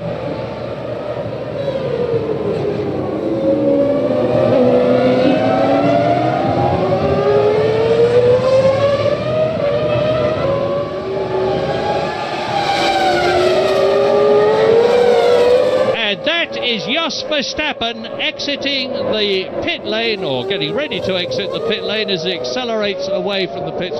He came in 3rd position, and Rubens Barrichello, who of course has been in for slick tyres, or rather grooved tyres, has therefore moved up a place. So Ferrari will be in 1st and 3rd places, sandwiching the McLaren of David Coulthard, and we're looking at race leader Michael Schumacher, who is seemingly on his way, if he can keep things going, to that 6th Grand Prix successive victory, to beat Nigel Mansell's 5 in a row and to become second only to the great Alberto Ascari. But there's a long way to go yet. We're on lap 24 now. It's a 55 lap race. There's many a slip twixt cup and lip, and Michael Schumacher's priority now is to keep it on the track as he closes up on Jean Alesi in the Ferrari powered Prost, although they call it an Acer engine these days. He is in 10th position. Now there's Schumacher, who has passed Jean Alesi. The Prost has been frankly very disappointing here and in Melbourne in Australia, but Henry Durand, their technical director and aerodynamicist, is working hard on the car. As you see the wheels locking up momentarily there. And you're looking at Ralf Schumacher on the left, challenging Heinz-Harald Frentzen for 7th position. They've both been into the pits. In fact, everybody who is running now has been in. Fernando Alonso has been in 3 times for one reason or another.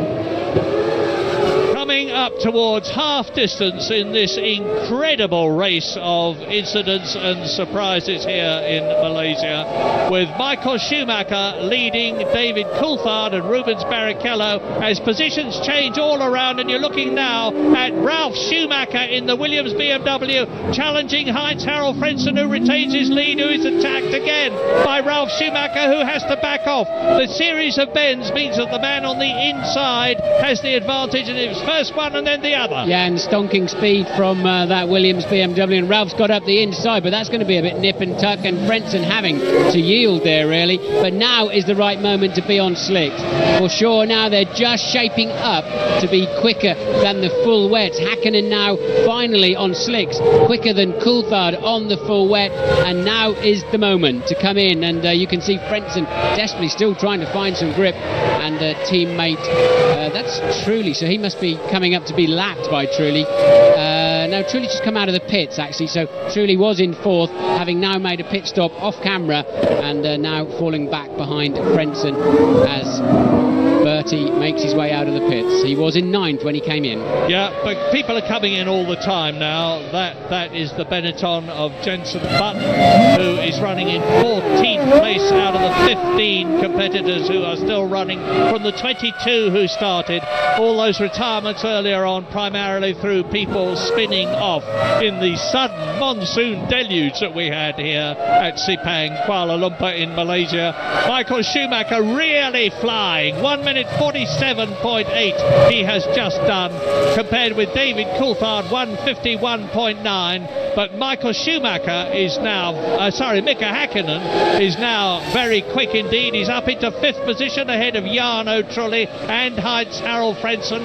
Both the McLarens then, the McLaren Mercedes in the top six, both the Ferraris in the top six, and completing the top six, Rubens Barrichello, Jos Verstappen, who is fourth, and Ralf Schumacher, who is sixth. Yeah, surprised to see Coulthard going round again in the second place man.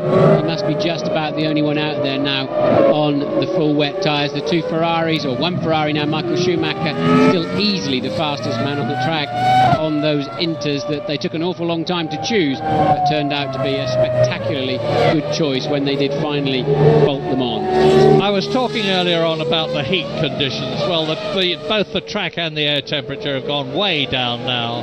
26 degrees and 27 degrees for the track and the air temperatures. The track has cooled, of course, with all this water on it, and it was up round about 43 degrees when this race started. But Michael Schumacher leading the race is showing us yet again what a rain master he is. We've seen some sensational performances from him in Spain and Monaco. James Allen. Yeah, still some communication problems here for McLaren. I think they're going to try and fuel it to the finish. Oh, he was away very sharply. Yeah, maybe not fuel to the finish there actually. He was away very sharply. Nearly took the hose out, 8.8 seconds. But still some communication problems there, Martin. And this is interesting for you. Those tyres were out of that blanket for well over 2 minutes, and the temperature has really dropped here. Is that going to hurt him? It'll make it a bit tricky for 3 or 4 corners, as he'll certainly understeer into turn 1 here. But did he get back out in front of Barrichello?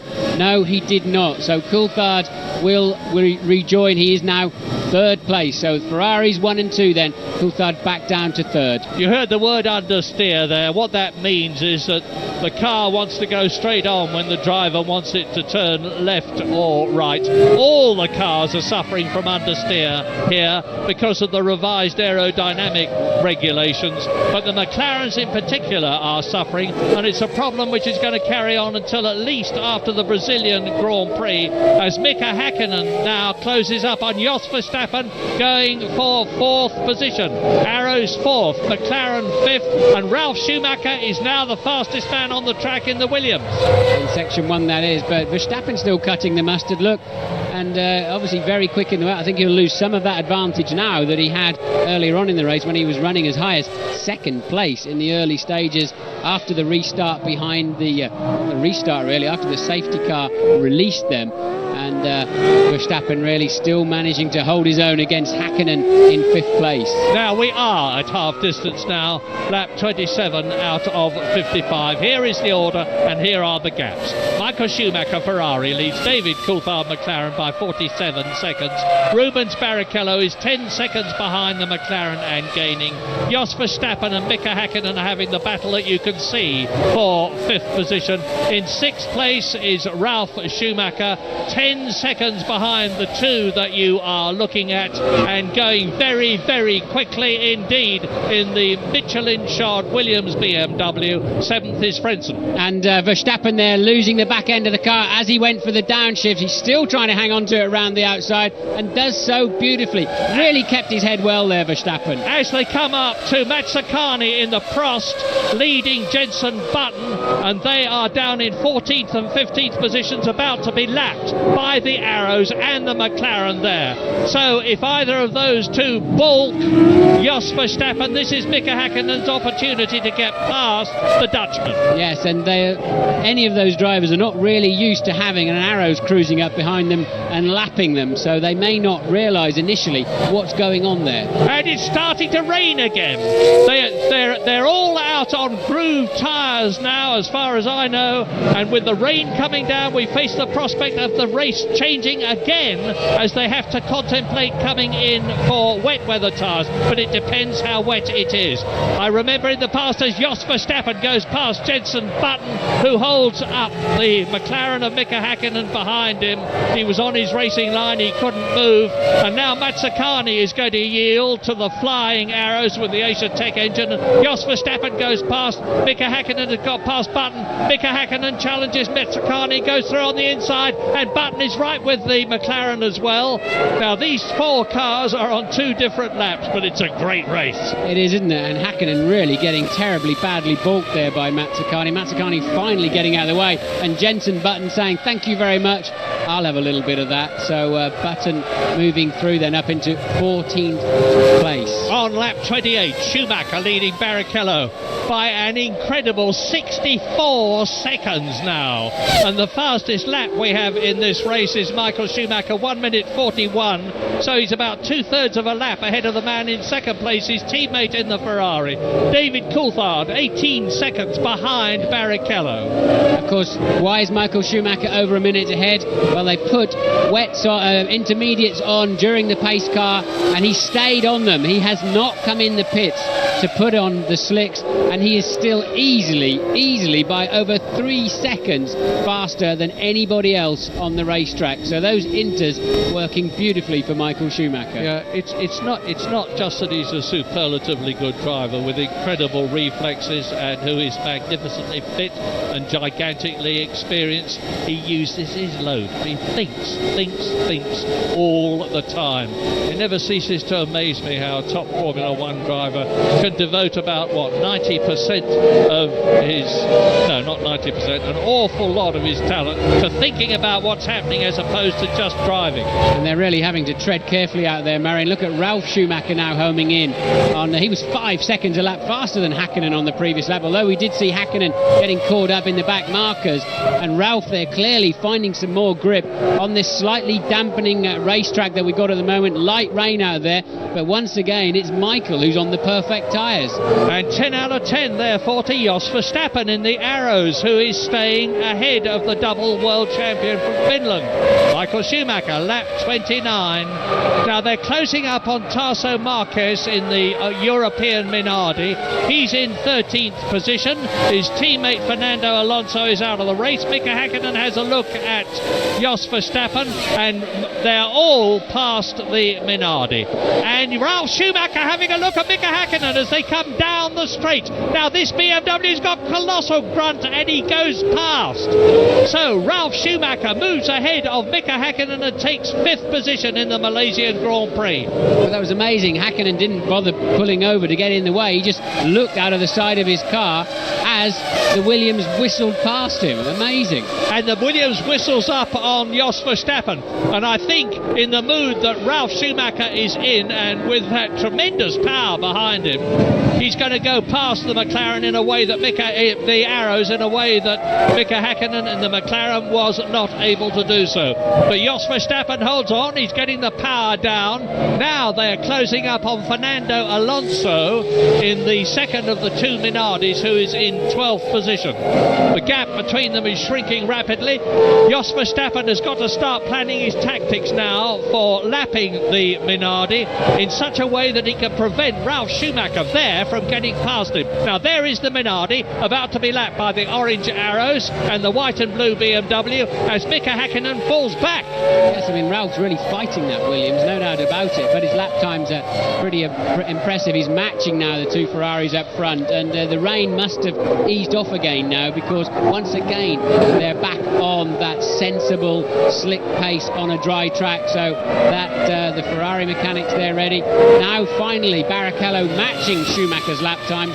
Will they think about pulling Michael in for a set of slicks? And that will be at the end of lap 30 for Michael Schumacher, finally going to those slicks. And the moment of truth is coming now for Jos Verstappen as he comes up to the Minardi, and which moves over and lets him through. Nice bit of driving from the inexperienced Fernando Alonso, a star of the future if ever I saw one.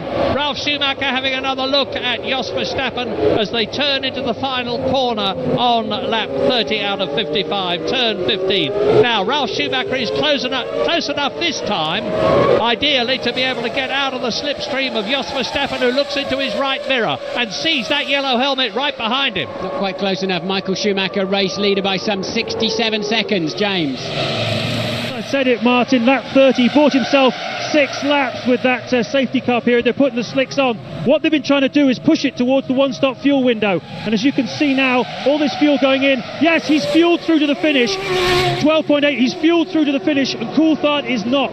Coulthard, I believe, will have to stop again. And you saw the mechanics reach deep into the side pods to clear any debris out of them. I'm not sure Coulthard will stop again, James. If he started the race with a lot of fuel on board, he wouldn't need to stop any longer. Even if he stopped early, he wouldn't need to refuel for much longer than Michael Schumacher, but we'll have to wait and see on that one. But Schumacher clearly then will retain his lead. He had 67 seconds when he came in. He's going to lose about 27, 28 of that, so he'll still be in the lead by over half a minute. And that's a wet tyre tread that's just fallen apart. So somebody, we just saw the tail end of that car going in the pit lane, somebody that's down the final straight, and it is one of the Minardis. It is coming a Minardi, in. yes, has stayed out too long. Stayed out too long, Murray, on those wets, and thrown a tread basically. Well, we've all seen truck treads on the motorway when we're driving. That's an unusual sight for a Formula 1 driver. But Michael Schumacher has rejoined in the lead ahead of his teammate Rubens Barrichello, and there is Tasso Marquez with the European Minardi people swarming round him, changing his tyres, and there's Luciano Berti having a go at David Coulthard. That's to unlap himself if Berti gets through there. And the Michelins, which Berti is on, of course, really are working well at this stage of the race. But I don't quite know where Berti came from there, whether it was Coulthard lapping Berti and then Berti sort of having a bit of a faint stab back up the inside, or whether he really is homing in on Coulthard. We'll have to wait and see. But what an absolute blinder of a race Holland's Jos Verstappen is driving. Look, Ralf Schumacher has dropped back. He's staying ahead of Mika Häkkinen. There is the Jordan behind Mika Häkkinen of Heinz-Harald Frentzen. So you're looking at 4th, 5th, 6th and 7th together. Verstappen, Schumacher, Häkkinen and Heinz-Harald Frentzen. And Michael Schumacher continues, of course, to lead this race on lap 32 out of 55. And Ralf Schumacher has yet another look at Jos Verstappen, who again gives him the Dutch equivalent of "oh no, you're not my friend," moves across, which he's entitled to do, and Ralf Schumacher has got to think again another day. Look at the gap between 4, 5, 6, 7. Very little. Yes, Frentzen homing in. He's some 2 seconds faster than that trio in front of him. And what are we going to see here? We're going to see it's a puncture actually on the Minardi, and later on it throws a tread. That tread gets left in the middle of the final straight. A dodgy situation to get out there and recover that, although the marshals will have a very good and long view down the track. Look, that'll have to be picked up, and that wants the gloves on it when it's picked up, because that'll be extremely hot. So Verstappen then creating a little bit of a traffic jam behind him. If they've got they just haven't got. Now. That was a very late, very late attempt there from Ralph, and Verstappen will be doing well if he can. There's no space for him there, so Ralph really a brave one and left Jos Verstappen to avoid an accident. Who stays ahead of Mika Häkkinen, so Ralf Schumacher moves up into that place held by Jos Verstappen, up into 4th place. But Jos Verstappen still very much in the points, now with Mika Häkkinen breathing down his exhaust pipe, and Heinz-Harald Frentzen doing the same to the Finn, Mika Häkkinen. Look at that yellow Jordan as they come round the right-hander. He's having a go at Mika Häkkinen. I don't think there's enough braking zone into 4, and no, he can't make it in there, but Häkkinen clearly getting out of shape in turn 2 and giving Verstappen a bit of breathing space in the arrows, and Frentzen a look at him.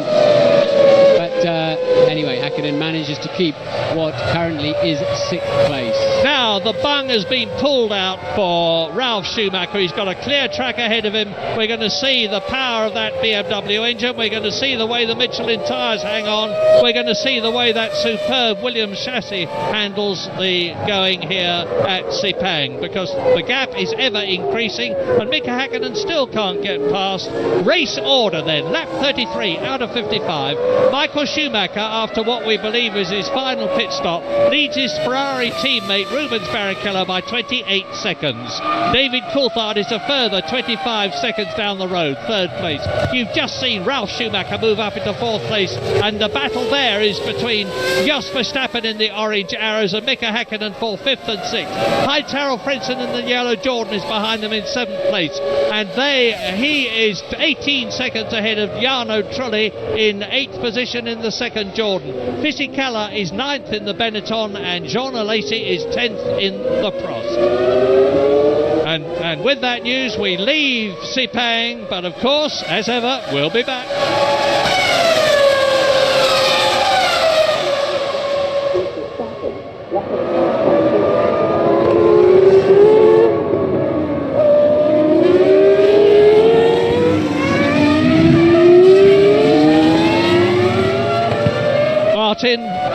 Mika Häkkinen in 6th position. Surely he's got more power than the Asia Tech engine of Jos Verstappen's arrows. He's got more experience there on the same tyres. Why can't he get past? I'm not sure he's got that much more experience than Verstappen. He's a pretty old hand these days, Verstappen, and his car's working well. He's not making mistakes. He's brave in these changeable conditions, but clearly now Ralph has released past him. Ralph's suddenly going 2 seconds a lap faster, so I think it would be the same for Häkkinen and Frentzen, and Verstappen just doing a very good job of defending his line, which he's perfectly entitled to do. On lap 34, and Rubens Barrichello speeding up a bit now. He's 28 seconds behind Michael Schumacher. Things are looking good for another double for Ferrari at the present moment. They've got some way to go. But the Ferrari has, for a long time now, always been a very reliable motor car. And if they get out in front the way they are at the moment, they look good for finishing in 1st and 2nd places. But this battle for 5th position that you're looking at is a real thriller. This could be a handful for Verstappen, and that's Fisichella dropping out of the race. But we really need to see, does Häkkinen get a good run up the inside of Verstappen to take over that 5th place? And no, he doesn't, according to the computer, as they've gone over the line. 14 cars left out of the 22 started. These are the retirements in retirement order.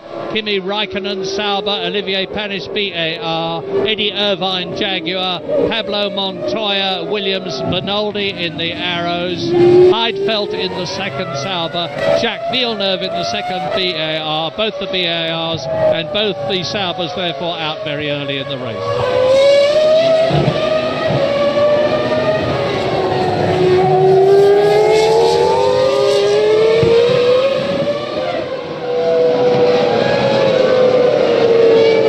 Lap 34 out of 55, and whilst this is the race on the track for the positions held by Verstappen 5th, Häkkinen 6th and Frentzen 7th, the man who is really flying here is Ralf Schumacher in the Williams BMW, who is in 4th place and gaining on 3rd position David Coulthard at the rate of about 1.4 seconds a lap, and the gap between them is about 12 seconds.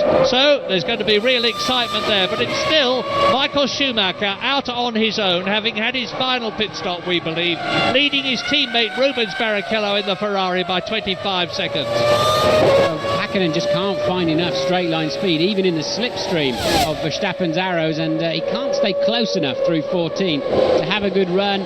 Plenty of straight line speed then in the arrows, so he's going to have to make a do or die effort up the inside, as Ralf Schumacher did in the end to pass Verstappen. But as soon as Ralf was released, you're right, he's now the fastest man on the track, down in the 1 minute 45s, hauling in David Coulthard at a second and a half a lap. That's going to be the scrap for the final podium position, assuming the two Ferraris have no further problems. So a good scrap shaping up there then, but Verstappen still hanging on in front of Mika Hakkinen there. That's 5th, 6th, and with Frentzen just in tow, 7th place. Have you seen Tom Walkinshaw here, Martin? I haven't seen Tom this weekend, no, he's probably listening to us at home. Tom, the boss of the Orange Arrows team, if you're watching, Tom, we're hanging on for you, and I'm sure you are sitting there biting your fingernails because Jos Verstappen is doing a terrific job for you, as everybody else at Leafield. The Arrows is really superb here.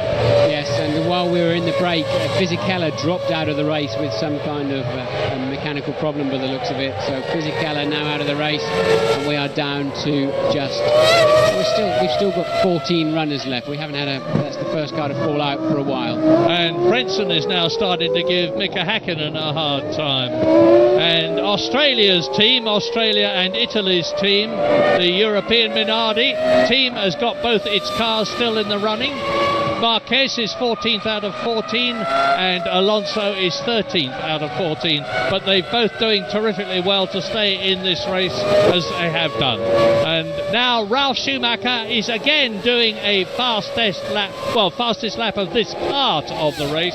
There's still about 4 seconds off the fastest lap of Michael Schumacher, which was on lap 3 in the Ferrari when conditions were very good indeed. But now Mika Hakkinen has got Frentzen behind him and Verstappen in front of him as they come out of the final turn down the Kuala Lumpur straight into turn 1. And look at the arrows, it's not losing anything to the Ferrari, to the McLaren. Not at all, is it? And it's Hakkinen now coming under pressure. Ralf Schumacher just on a massively fast lap of 1:43.6, still hauling David Coulthard in, and also Barrichello beginning to close that gap down, but it's still a full 24 seconds that he's behind teammate Michael Schumacher.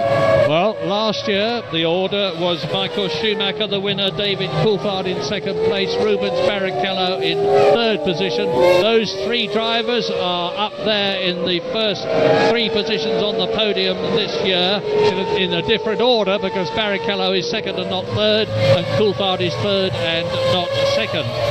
But it was Mika Hakkinen who was in 4th position last year, and now we look for the first time for some time at one of the Ferraris. It's that of Rubens Barrichello, soldiering on very quickly, but 24 seconds behind Michael Schumacher, who has got this race by the throat. Rubens, third in Australia. And the Ross Brawn team have produced a magnificent motor car. We've been used to Michael Schumacher trying to lead Ferrari back to victory as Giancarlo Fisichella walks in. Not a good race for him, and of course he was well out of the order in Australia too. It's a hard season for him, and they're all closing up now on Luciano Berti, who is in 10th position in the Arrows. He moves over, he lets Verstappen through, he lets Hakkinen through, and he will let Heinz-Harald Frentzen. Berti in the Jaguar. Remember, Fisichella started at the back of the field. We're watching him walk back in after he confused himself on the start line and parked on the wrong side of the racetrack, and they had to abort the first start of the afternoon because Fisichella was asleep. Well, you're not seeing much of Michael Schumacher because he's out on his own, 24 seconds. But the man to watch at the moment, as I keep on saying, is Ralf Schumacher. He's on another fastest lap. He's got the gap between himself and third place David Coulthard down to 5 seconds now as we watch this terrific tussle between Holland's Verstappen, Finland's Hakkinen and Germany's Heinz-Harald Frentzen. 2 Germans in the top 7, 1 Brazilian, 1 Scotsman, 1 Dutchman. Now this is Tasso Marquez, he's down in 14th position, and coming up behind him is the Prost. Both the Prost are left in the race. Mazzacani from Argentina is in 12th position, Jean Alesi is in 9th position. There is Rubens Barrichello, who has lapped this battle between Mazzacani in the blue Prost and Tasso Marquez in the black European Minardi. It's Marquez who is pulling away. So Ralf Schumacher then, he's on another hot lap. He's going to have the gap down to 2 point something seconds, I would imagine. 2.3 it is, and another new fastest lap of the race for himself. That is Ralf Schumacher, and now just 2.3. He'll be up behind Coulthard before the end of the lap that they're on at the moment, but this is still the scrap behind them for 5th, 6th and 7th. Now they're all on slick tyres, on groove tyres, which require the driest part of the track. When you look down from the helicopter, you will have noticed a light grey line on the tarmac all around the circuit, and really they're having to stick to that, because if you move off onto the wetter stuff on these groove tyres, the grip will diminish, you'll get wheel spin, you get enormous deceleration when you take your foot off the accelerator in these cars, and you can very easily spin out of contention. And it's probably that, as much as anything else, that's making it so difficult for Mika Häkkinen to do anything about Jos Verstappen in front of him. Now, where is Ralf Schumacher? He is so hooked up. He's over 3 seconds faster than anybody else, including his brother Michael now. This stage of the race, with the track just now slightly damp, it's Ralf Schumacher that is absolutely on the move, and he's been homing in last time round 2.8 seconds quicker than third place man Coulthard, and there's still line astern then 5, 6 and 7. Now the interesting thing about that is that Ralf Schumacher is on the Michelin tyres, Michael Schumacher and Barrichello and Coulthard are on the Bridgestones. So the first 3 are on Bridgestones, the 4th, but fastest, is on Michelin. I can tell you why, because Ralf Schumacher, I believe, looking out of the pit, and he's through. Sorry, he's through in 13. And Verstappen doesn't give in. He tries to go through on the inside. He's trying again. Jos Verstappen is a fighter every inch of the way. Mika Häkkinen got past him. Jos Verstappen has refused to give way and refuses still to give way. Runs wide. And Frentzen goes through on the inside. He's going to take both of them. No, he isn't. He takes Häkkinen. Häkkinen, far from gaining a place, has lost one. And Frentzen now is going to have a go at Jos Verstappen. Wow. Yes, Häkkinen then so deep into 13 and 14, clearly lost momentum on the exit. Jos said, right, I'm going to have another go at you, and stuck with it. And this is Ralf Schumacher. That's why he was so fast. He was low on fuel, but still extremely quick laps there from Ralf. But that'll take the pressure off of Coulthard, but he's still a half a minute behind the Ferraris up front. And Verstappen then hanging on to 5th place. Great drive from him today. Yeah, the incredible Jos Verstappen has seen Mika Häkkinen off. Now, is he going to do the same to Frentzen? But look at the gap that's extended between him and the yellow Jordan.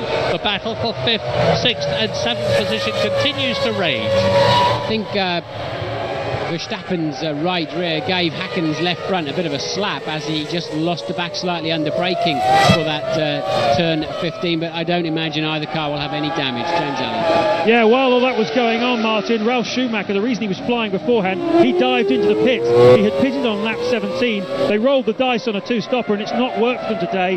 He's slipped down to 7th place now, but the reason he's been able to make such good progress, apart from the fact that Michelins are working well here on this warm surface, is his straight line speed advantage for the BMW engine. 9 kilometres an hour faster than either Ferrari or McLaren. Pretty awesome. Yeah, and talking about championships, we now can start to do, because we're on lap 40 out of 55, as Mika Häkkinen has a look at Heinz-Harald Frentzen. Ferrari, of course, are on a potential 16 Constructors' World Championship points, 10 for Michael Schumacher if he wins, 6 for Rubens Barrichello if he is second, and that would give them 30 points in the Constructors' Championship. McLaren are on a potential 5 points. Here we go again with the replay then in turn 15, and yes, Jos just getting the back, stepping out as he was downshifting very, very late on the brakes, obviously to try and keep up the inside, and well, Frentzen there really almost having a chance to jump the pair of them at the same time, but didn't quite have the commitment to make it up the inside of Verstappen as well. We're going to take a short break.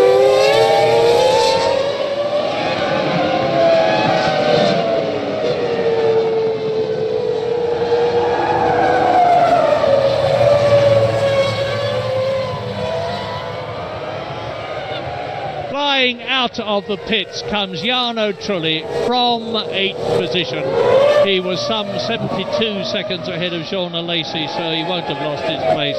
And Jos Verstappen has not lost his place either on lap 41, because he's still in 4th place. And Heinz-Harald Frentzen can do nothing about it any more than Mika Häkkinen could. In fact, Mika Häkkinen in 6th position is dropping back, if anything. Frentzen seems to be pulling away from him just a little bit. The actual gap in terms of time is only about a second or so. It looks much more. And Häkkinen here must have heard me, because he closes right up on Heinz-Harald Frentzen now on lap 41, and still Jos Verstappen with a clear track in front of him and able to choose his ideal line, makes the most of it as he turns into turn 15 again, and Häkkinen flies off the circuit into the pit lane to make another stop, and that is going to delay him about 25 seconds at least, and it looks to me as though it's destroyed his possibility of finishing in the points. So this, of course, will be the final stop of the afternoon for Mika Häkkinen. How much fuel does Coulthard have in this sister McLaren? And we're not expecting, certainly, Michael Schumacher to pit again, the lead Ferrari at the moment. So maybe Ralf Schumacher pitting hasn't put him out of contention. Maybe everybody else is going to come in for what will be a relatively short stop to complete the last 15 laps of this race. Well, Michael Schumacher won the first 2 races of last year. He looks as though he's on his way to winning the first 2 races of this year. Mika Häkkinen failed to score in either of the first 2 races this year. He retired in Australia, of course, when his suspension gave way. He looks as though he's not going to be in the points. And into the pits comes Rubens Barrichello.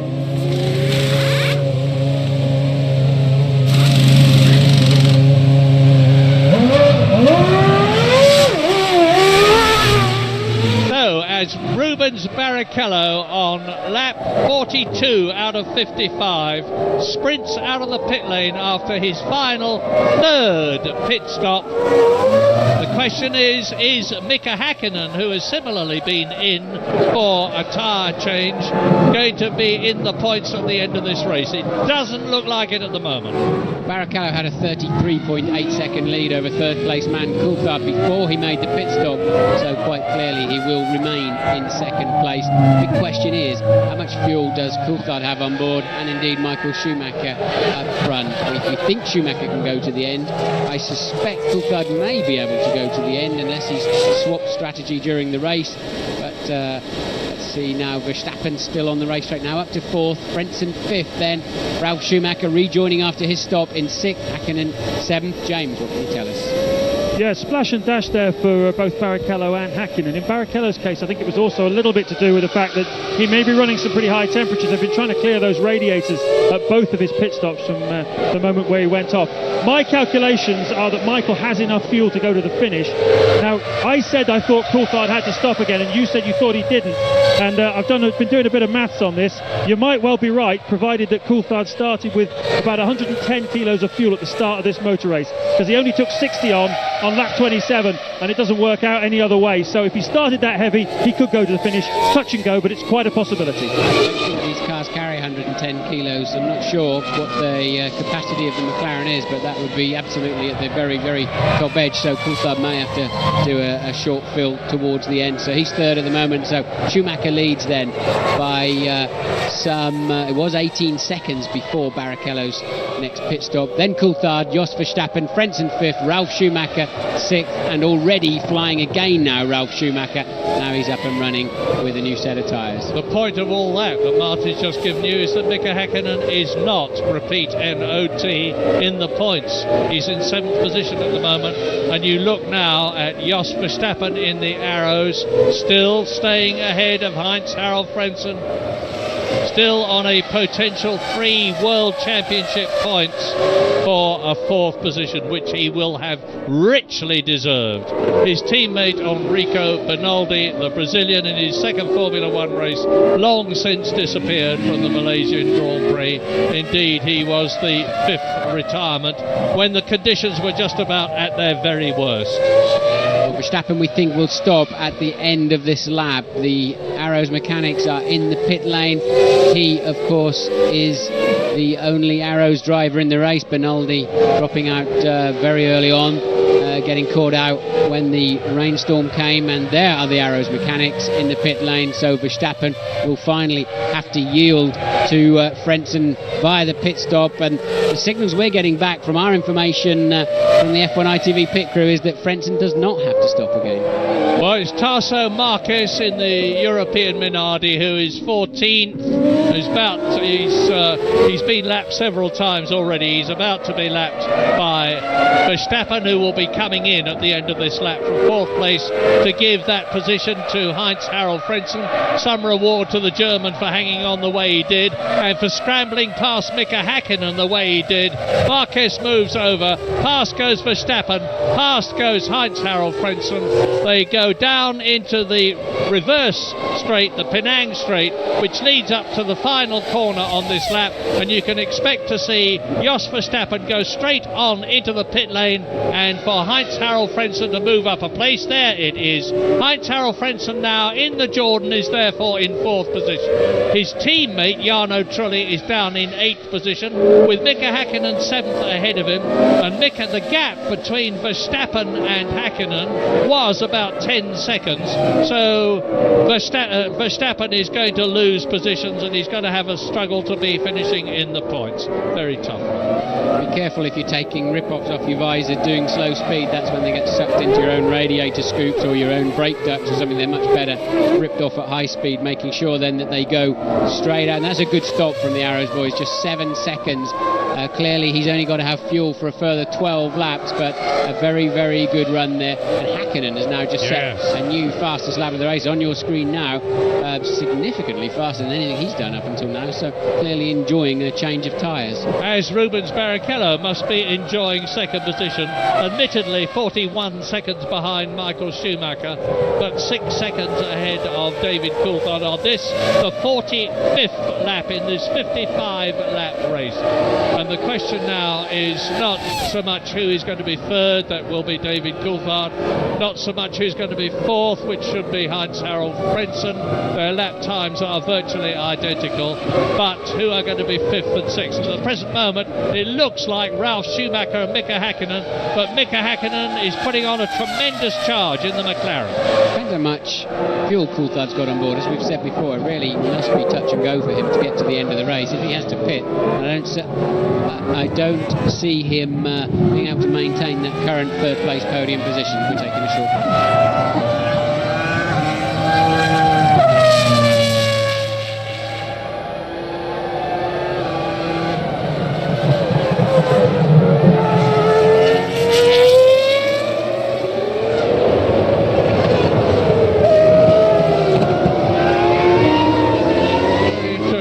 This is very interesting on lap 45, as over the line goes Mika Häkkinen, who is in the points.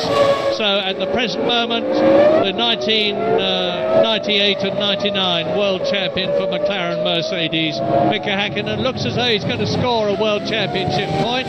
His teammate David Coulthard should be finishing on the podium in 3rd place for 4 world championship points, to give the McLaren team 5 in comparison with Ferrari's 16 if the Italian team retains its places. So that means to say that Ferrari will increase their Constructors' Championship lead by 11 points, and they were already 8 points ahead of McLaren after the Australian Grand Prix. So a wonderful start for the 2001 season for Ferrari, as 2000 was a wonderful season start for them, with Michael Schumacher winning the first 2 races last year, which of course were Australia and Brazil. Brazil is the next race after Malaysia this year, to make it the 3rd long-haul race in succession. Wake up the man on the right. No sleeping in the Ferrari pit. Michael Schumacher certainly isn't. Look at him. There he is. Lap 46. 9 to go at the end of this one. And if he does that, it will be, as I said earlier on, a quite magnificent 6th successive win from 6 pole positions.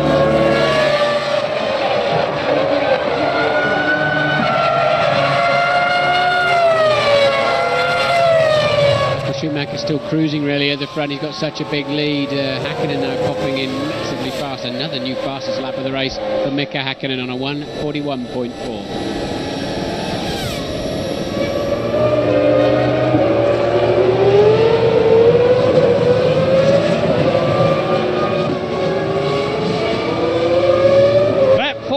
Out of 55, which was originally intended to be a 56-lap race and was shortened by 1 lap after the problems with the first start.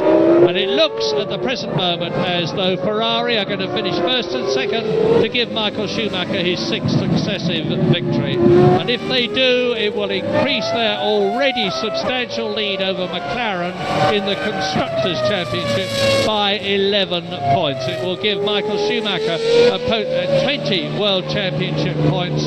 David Coulthard will still, I'm just trying to work out in my mind, no, Rubens Barrichello will almost certainly move up to second in the Drivers' Championship. But on lap 47, it's Schumacher leading Barrichello by a massive, you're looking at Barrichello now, by a massive 38 points. And there is the McLaren of David Coulthard, only 4 seconds or so behind Barrichello. His last 2 or 3 laps, Coulthard has clearly found a bit more grip. The track looks like it's virtually dry now, as you can judge by Mika Häkkinen's new fastest lap of 1:41.4. And Coulthard now really beginning to home in. That gap down to just 4.5 seconds, as you said, Murray. He's inching 3 to 5 tenths per lap out of Barrichello. But will Coulthard have to pit again for fuel? If he does, Frenson's only 19 seconds down the road and could well steal that 3rd place. Much better season start, Martin, for David Coulthard than last year, because it looks as though he's again going to finish substantially ahead of his World Championship teammate.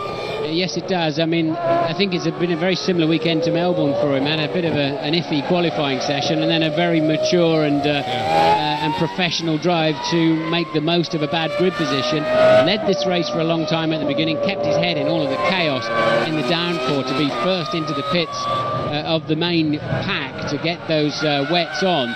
So Coulthard then really, as you said, a good solid drive, but he's got to sort that qualifying out. Yeah, he started 6th in Melbourne and finished in 2nd place, started 8th here, looks as though he's going to finish 3rd, but very, very solid, praiseworthy drives to give him World Championship points by finishing on the podium.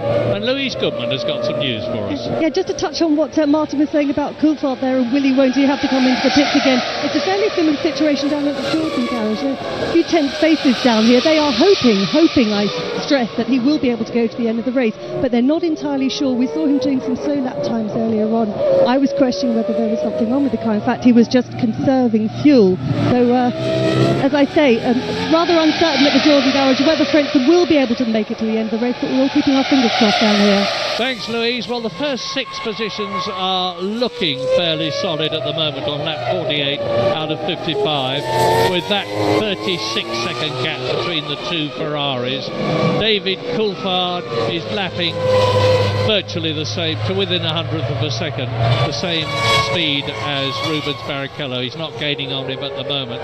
Heinz-Harald Frenson actually is lapping in exactly the same time as David Coulthard, so the second, third and 4th are maintaining a very steady gap. 4.5 seconds between Coulthard and Barrichello, 19 seconds between Frenson and David Coulthard, and Ralf Schumacher, after his stop, is still in 5th position, but 8 seconds behind Frenson and 6 seconds ahead of Mika Häkkinen, who is lapping much, much quicker. He's lapping about 1.5 seconds faster than Ralf Schumacher and will be looking ideally for 5th place, although I can't see him getting it. Yes, now Ralph's got a bit more fuel on board and a different set of tyres. He had got the pace, but it seems we're on the drier track. It's where the Bridgestones are starting to come into their own again. So unfortunately, with that sort of out of sync 2-stopper that Jos Verstappen did in the Arrows, that's put him just out of the points in 7th place. So and not lapping particularly quickly at this time either. Now it's bone dry. The McLarens are suddenly on form. Yeah, and Bridgestone have got 5 of the top 6. Michelin have got 1, with Ralf Schumacher in 5th position, Williams, BMW, and you're looking at the master himself, Michael Schumacher, on his 49th lap. Really, he's just got to keep it nice and steady.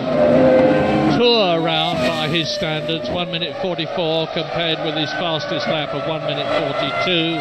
And 2 seconds isn't very much in terms of time, and if you're a racing driver in Formula One, it's taking the edge off your ultimate performance quite a lot. Another new fastest lap then by Häkkinen, a 1:40.9, and well, Michael Schumacher with a half a minute advantage over a Ferrari 1-2 at the moment. You wouldn't have imagined that, would you, as they were bouncing across the gravel and completely out of sync. Spent a minute in the pits trying to sort out which tyres they were going to put on. It looked like their afternoon was completely trashed, to be honest. Yeah. But somehow or other, they're way out front. I remember right at the beginning of the broadcast saying that people who should know better are writing McLaren off, but don't you believe it? Well, McLaren got up there, but things have gone awry for them since. Ferrari are definitely on top at the moment, but you can never discount the Woking team. They've won, they're used to winning. Ron Dennis, the boss, says he feels pain whenever he finishes second. He'll be in pain after this race, but it will motivate the whole team even more than their normal motivation, and they are a very motivated lot at Woking to get to grips with the prancing horse team from Maranello, Ferrari. There's Barrichello now edging back out on third place man Coulthard. You're watching Häkkinen, but just to remind you how, despite now swanning around at the front, just minding his own business, Michael Schumacher still over half a minute in the lead, and that is because they moved onto intermediate tyres, and it's just absolutely the right tyre, then changed it to effectively a one-stop strategy for Michael Schumacher, and it's all been too easy since then. Yep, Mika Häkkinen crosses the line. He's on his 50th lap now. He's just passed the Prost of Jean Alesi, which is in 9th position and has therefore been lapped. There are 7 people on the same lap. They are Schumacher leading, Barrichello second, Coulthard third, Frentzen fourth, Ralf Schumacher fifth, Mika Häkkinen that you are looking at in 6th position, and Jos Verstappen in the arrows, just out of the points by 1 position, is still on the same lap as Michael Schumacher, albeit 1 minute 32.6 seconds behind, which is very nearly, it's the difference of about 10 seconds between being lapped. But to finish on the same lap as Schumacher here, and today's conditions will be no mean achievement, as you look at Ralf Schumacher, 5th position. And look at Mika Häkkinen then, just 2.4 seconds behind last time over the start-finish line, and already some 1.1 seconds up on this lap, hence the gap you can see before your very eyes. And what a turnaround in a few laps, isn't it? It was just 7-8 laps ago that it was Ralf Schumacher climbing, despite, albeit with less fuel on board at the time, climbing all over the back of that McLaren and just breezing past it down the straight. And now the roles are very much reversed as Häkkinen homes in on a possible 5th place and 2 World Championship points. An awful lot of brake dust coming out of the back of Ralf Schumacher's Williams there. I wonder if he's beginning to suffer with brake problems. BMW power, it says on the back of Ralf Schumacher's Williams. Mercedes-Benz power for the McLaren behind him. The 2 German Titan engine and car firms battling for this position for 5th place. Now Ralf Schumacher's got an enormous amount of grunt, but Mika Häkkinen has closed up on him all the time. Ralf Schumacher has got to now make his Williams as wide as he legally can on the track. He mustn't weave about to prevent Mika Häkkinen getting past him. He can move about a reasonable amount, but if he does it too much, he'll be shown the blue flag. Well, he's not doing it at all at the present moment. We're on lap 51 now, 4 laps to go at the end of this one. The 2 Ferraris still way out ahead as Ralf Schumacher in the Williams, Mika Häkkinen in the McLaren close up on a competitor in front of them. I just saw the car, I couldn't identify which one it was, but I think it's Mazzacani in the Prost. There it is as they go round the long right-hander at turn 3. And Mika Häkkinen visibly closing up. He's right on the rear wing of Ralf Schumacher now. Ralf turns it through the left, through the right. Yes, this is 13 leading into 14, and I believe Häkkinen has the much better car under braking, so if he can stay anywhere near the gearbox of that BMW Williams, which he is just about managing to do. Coming onto the dry line now, and well, he's not really close enough. Look at the black dust pouring out of that Williams under braking, just pouring out of the front wheels, and I'm sure that Ralph has got some kind of brake drama. Maybe the fronts are getting a little bit too hot. You can see them glowing heavily as they go into turn 9, but this is down to turn 1. Bit of heavy oversteer from the Williams there as the back stepped out as Ralf Schumacher straightened it up out of turn 15 and went into the straight. They're on their 52nd lap now. 3 laps to go at the end of this one. The 2 Ferraris still way out in front. David Coulthard is not making any impression on them from 3rd position. Heinz-Harald Frentzen in the Jordan is still in 4th place. This is the battle on the circuit, and what a battle! And Coulthard is slowing down now, so obviously no sign of the McLaren mechanics in the pit lane. Coulthard now knocking his pace off. He knows he now can't catch Barrichello or Schumacher in front of him, and definitely in a fuel conservation mode. He's got 16 seconds back to Heinz-Harald Frentzen, but Hakkinen then still in 6th place, Ralf Schumacher 5th. Now the one question in my mind is Mazzacani going to get in the way of Ralf Schumacher and Mika Hakkinen as they close up on the Argentine driver in the Prost to lap him again? He's been lapped twice already. Now one of Hakkinen's favourite overtaking plays, he's not quite close enough, is into this next turn 13. He's not close enough on this occasion, but he pulled a couple of nice strokes there last year and earlier on today too, but still look, he moves out of the slipstream. He doesn't want to go on that wet patch and cool his tyres down, but he's just losing the toe then. Yeah, so turn 15, last corner of this lap. Interestingly, the Williams have got better traction, hasn't it? Although he's always going to be on the throttle pedal at least a car length ahead when he's in front, but it does appear that the Williams has got better traction than the McLaren. Which is why he may well get the advantage when he comes up to Mazzacani out of this slow turn 2, which they take at about 50 miles an hour, having closed on it at nearly 190 miles an hour, and it is quite incredible how late they can back off and brake. Now, there's Mazzacani in the Prost. He is in 12th position in the blue car. He moves over, Schumacher through, Hakkinen through, battle over between those 3. In fact, it wasn't a battle at all. And Ralf Schumacher now on his 53rd lap has got to keep this up for another 2 laps to prevent Mika Hakkinen getting an extra point. 2 points for 5th position, 1 point for 6th place, and it's still 2 McLarens in the top 6, 2 Ferraris in the top 6, 1 Jordan in the top 6. I would think Ralph's got a long brake pedal in there. The front discs are very, very hot. We've seen it a couple of times now. The camera's homed in on Ralph's front brakes. That means they're probably well over 800 degrees centigrade at the end of the braking zone, and Ralph always losing out under braking to Hakkinen, but has got the traction and the grunt down the straights to make it stick at the moment. And of course 1 Williams in the top 6, and you are looking at it. The unfortunate Juan Pablo Montoya disappeared on lap 5 of the 55 lap Malaysian Grand Prix, and Michael Schumacher is now on his penultimate lap, 54 out of 55, still just under 30 seconds ahead of his teammate Rubens Barrichello, as you watch Ralf Schumacher continuing successfully to stave off the McLaren Mercedes of Mika Hakkinen. So the big question, do you risk 1 point to try to make 2? And that's what Hakkinen's facing at the moment. Does he? Because the only way he's going to pass him is a wild stab up the inside into probably 13 or 15, something like that. Maybe 9 if he can stay anywhere near him on the exit of 8. But he may risk 1 point by running into him to take the extra 2. Well, common sense says no. But now, Michael Schumacher from Hörth in Germany, although he currently lives in Switzerland, is on his victorious way in the Ferrari. You're looking at him now.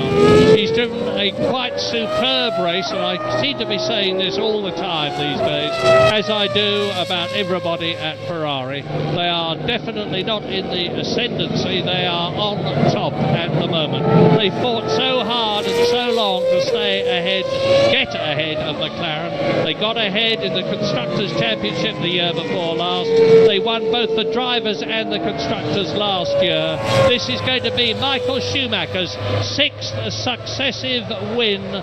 He won the last 4 races of the year 2000. He's going to have won the first 2 races of 2001. He is looking increasingly invincible, but as I've said many times before, anything can change in Formula One. McLaren will fight hard to close the gap between themselves and Ferrari.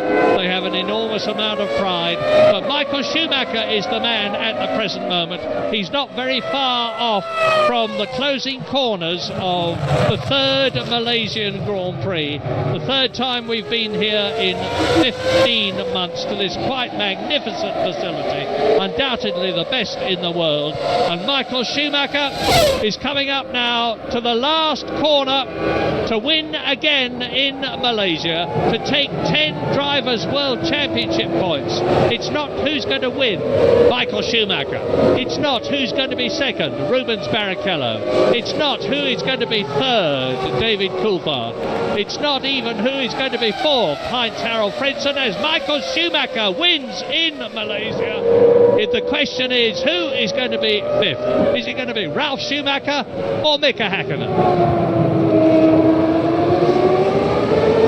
So 6 wins then, Murray, for Michael Schumacher. 6 consecutive poles, 6 consecutive wins. That's only beaten by the great Fangio, isn't it? For 9, yep. Ascari, sorry, for Ascari, 9, for 9 consecutive wins. Coulthard goes over the line for yet another podium. The same 3 men on the podium, slightly different positions, and Ralf Schumacher, and only 3.8 seconds behind Frentzen. Look, Ralf Schumacher is going to keep Frentzen 4th, Ralf Schumacher 5th, Häkkinen final point in 6th. What an incident, Phil, what an eventful Malaysian Grand Prix. They were worried here that they wouldn't get a very impressive attendance, but in the end they've got one. Thousands and thousands of people from overseas and the home country Malaysia have come to see a truly thrilling and exciting race after one of the most exciting qualifying sessions I've seen for a very long time. We're going for a break, but we'll be back to give you a roundup.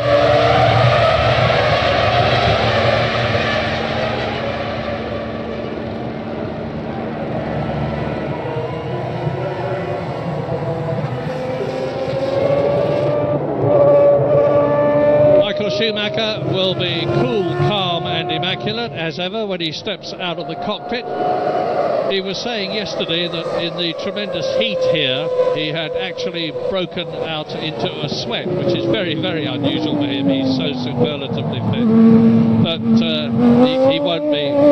He said he is now luxuriating in the situation that he's actually in the best car, which hasn't happened to him before. It didn't happen to him when he was at Benetton, world champion in 94 and 95 in an inferior car, with due respect to them in comparison with some of the others. It certainly hasn't happened to him in the past in Ferrari when he first started. It's been Michael Schumacher winning for Ferrari rather than the two of them together. But there's no doubt at all about the fact that now, perhaps temporarily, but certainly now, Michael Schumacher is in the best car. And when you get the best driver in the best car, there can only be one conclusion, provided they finish the race, which in this case they have done. The Malaysian Grand Prix 2001, the 3rd race here, as I said, in 15 months, in front of a packed grandstand. Just look at that. And we wouldn't have thought that was going to happen a couple of days ago. Michael Schumacher beats Rubens Barrichello, his teammate, for a Ferrari 1-2 by 23.6 seconds. David Coulthard 28.5 seconds behind the winner, and Heinz-Harald Frentzen gets 3 points for Jordan. Ralf Schumacher gets 2 points for Williams. Mika Häkkinen joins David Coulthard in the top 6 to make it 5 World Championship points for the McLaren team and 1 for himself. What do you think of it all? Well, what a stunning weekend. Qualifying just sensational, and the race even more interesting.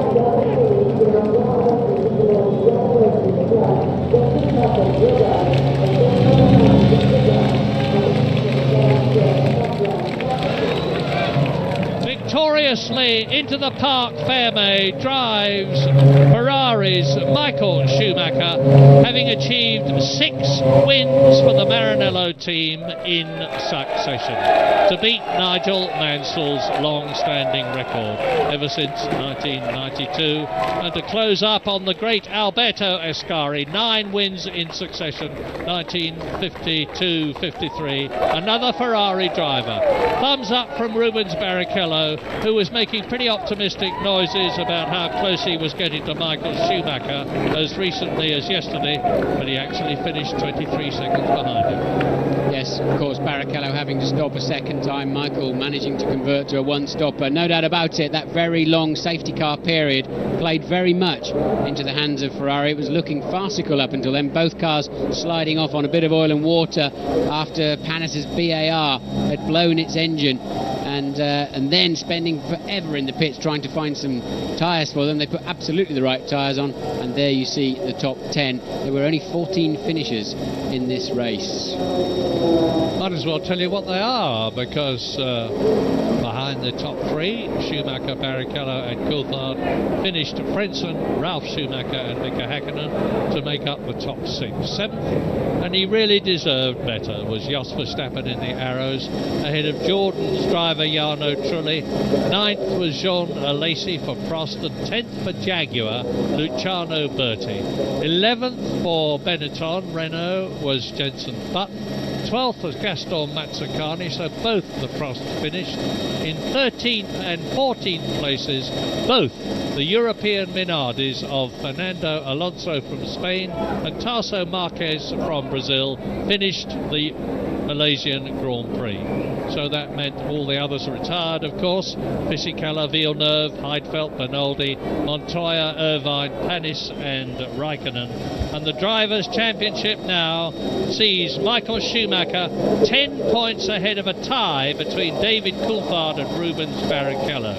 And in 4th place, Heinz-Harald Frentzen, 15 points behind Michael Schumacher. 5th is still Nick Heidfeld in the Sauber, ahead of Ralf Schumacher in the Williams. And as I said, Ferrari now have a 19 point lead in the Constructors' Championship over McLaren, and after 2 races last year the gap was even greater. So McLaren, who finished 2nd in the Constructors' Championship last year, will be a long way from despairing.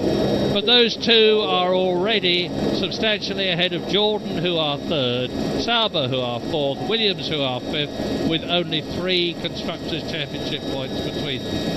But what do you think about the Bridgestone-Michelin? I think Michelin have shown very well this weekend. Ralph up on 3rd place on the grid, and at some stages of the race, clearly, easily the fastest man, albeit with a slightly lower fuel load at the time.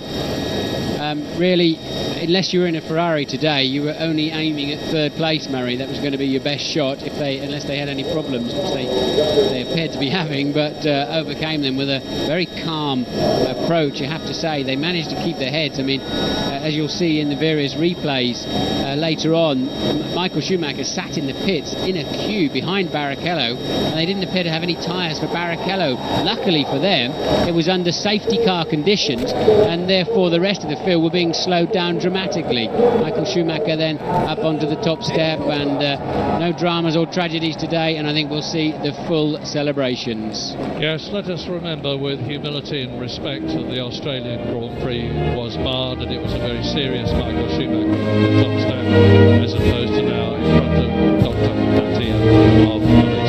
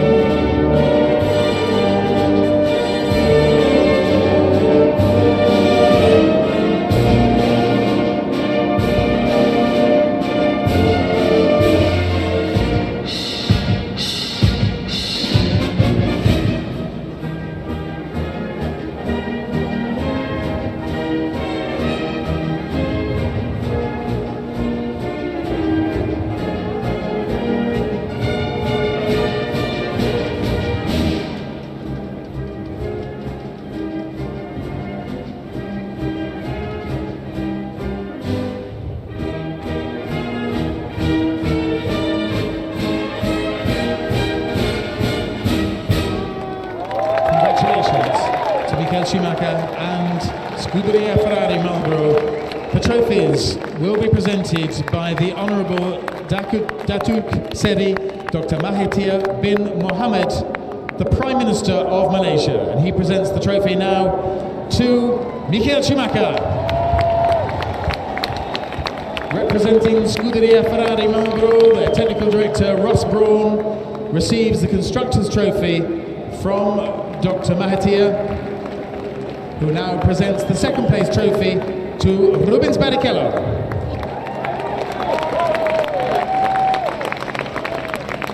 And to the third place driver, David Coulthard, Dr. Mahathir presents the trophy. Congratulations, gentlemen. Well done. First, second and third in the Petronas Malaysian Grand Prix. And now the champagne!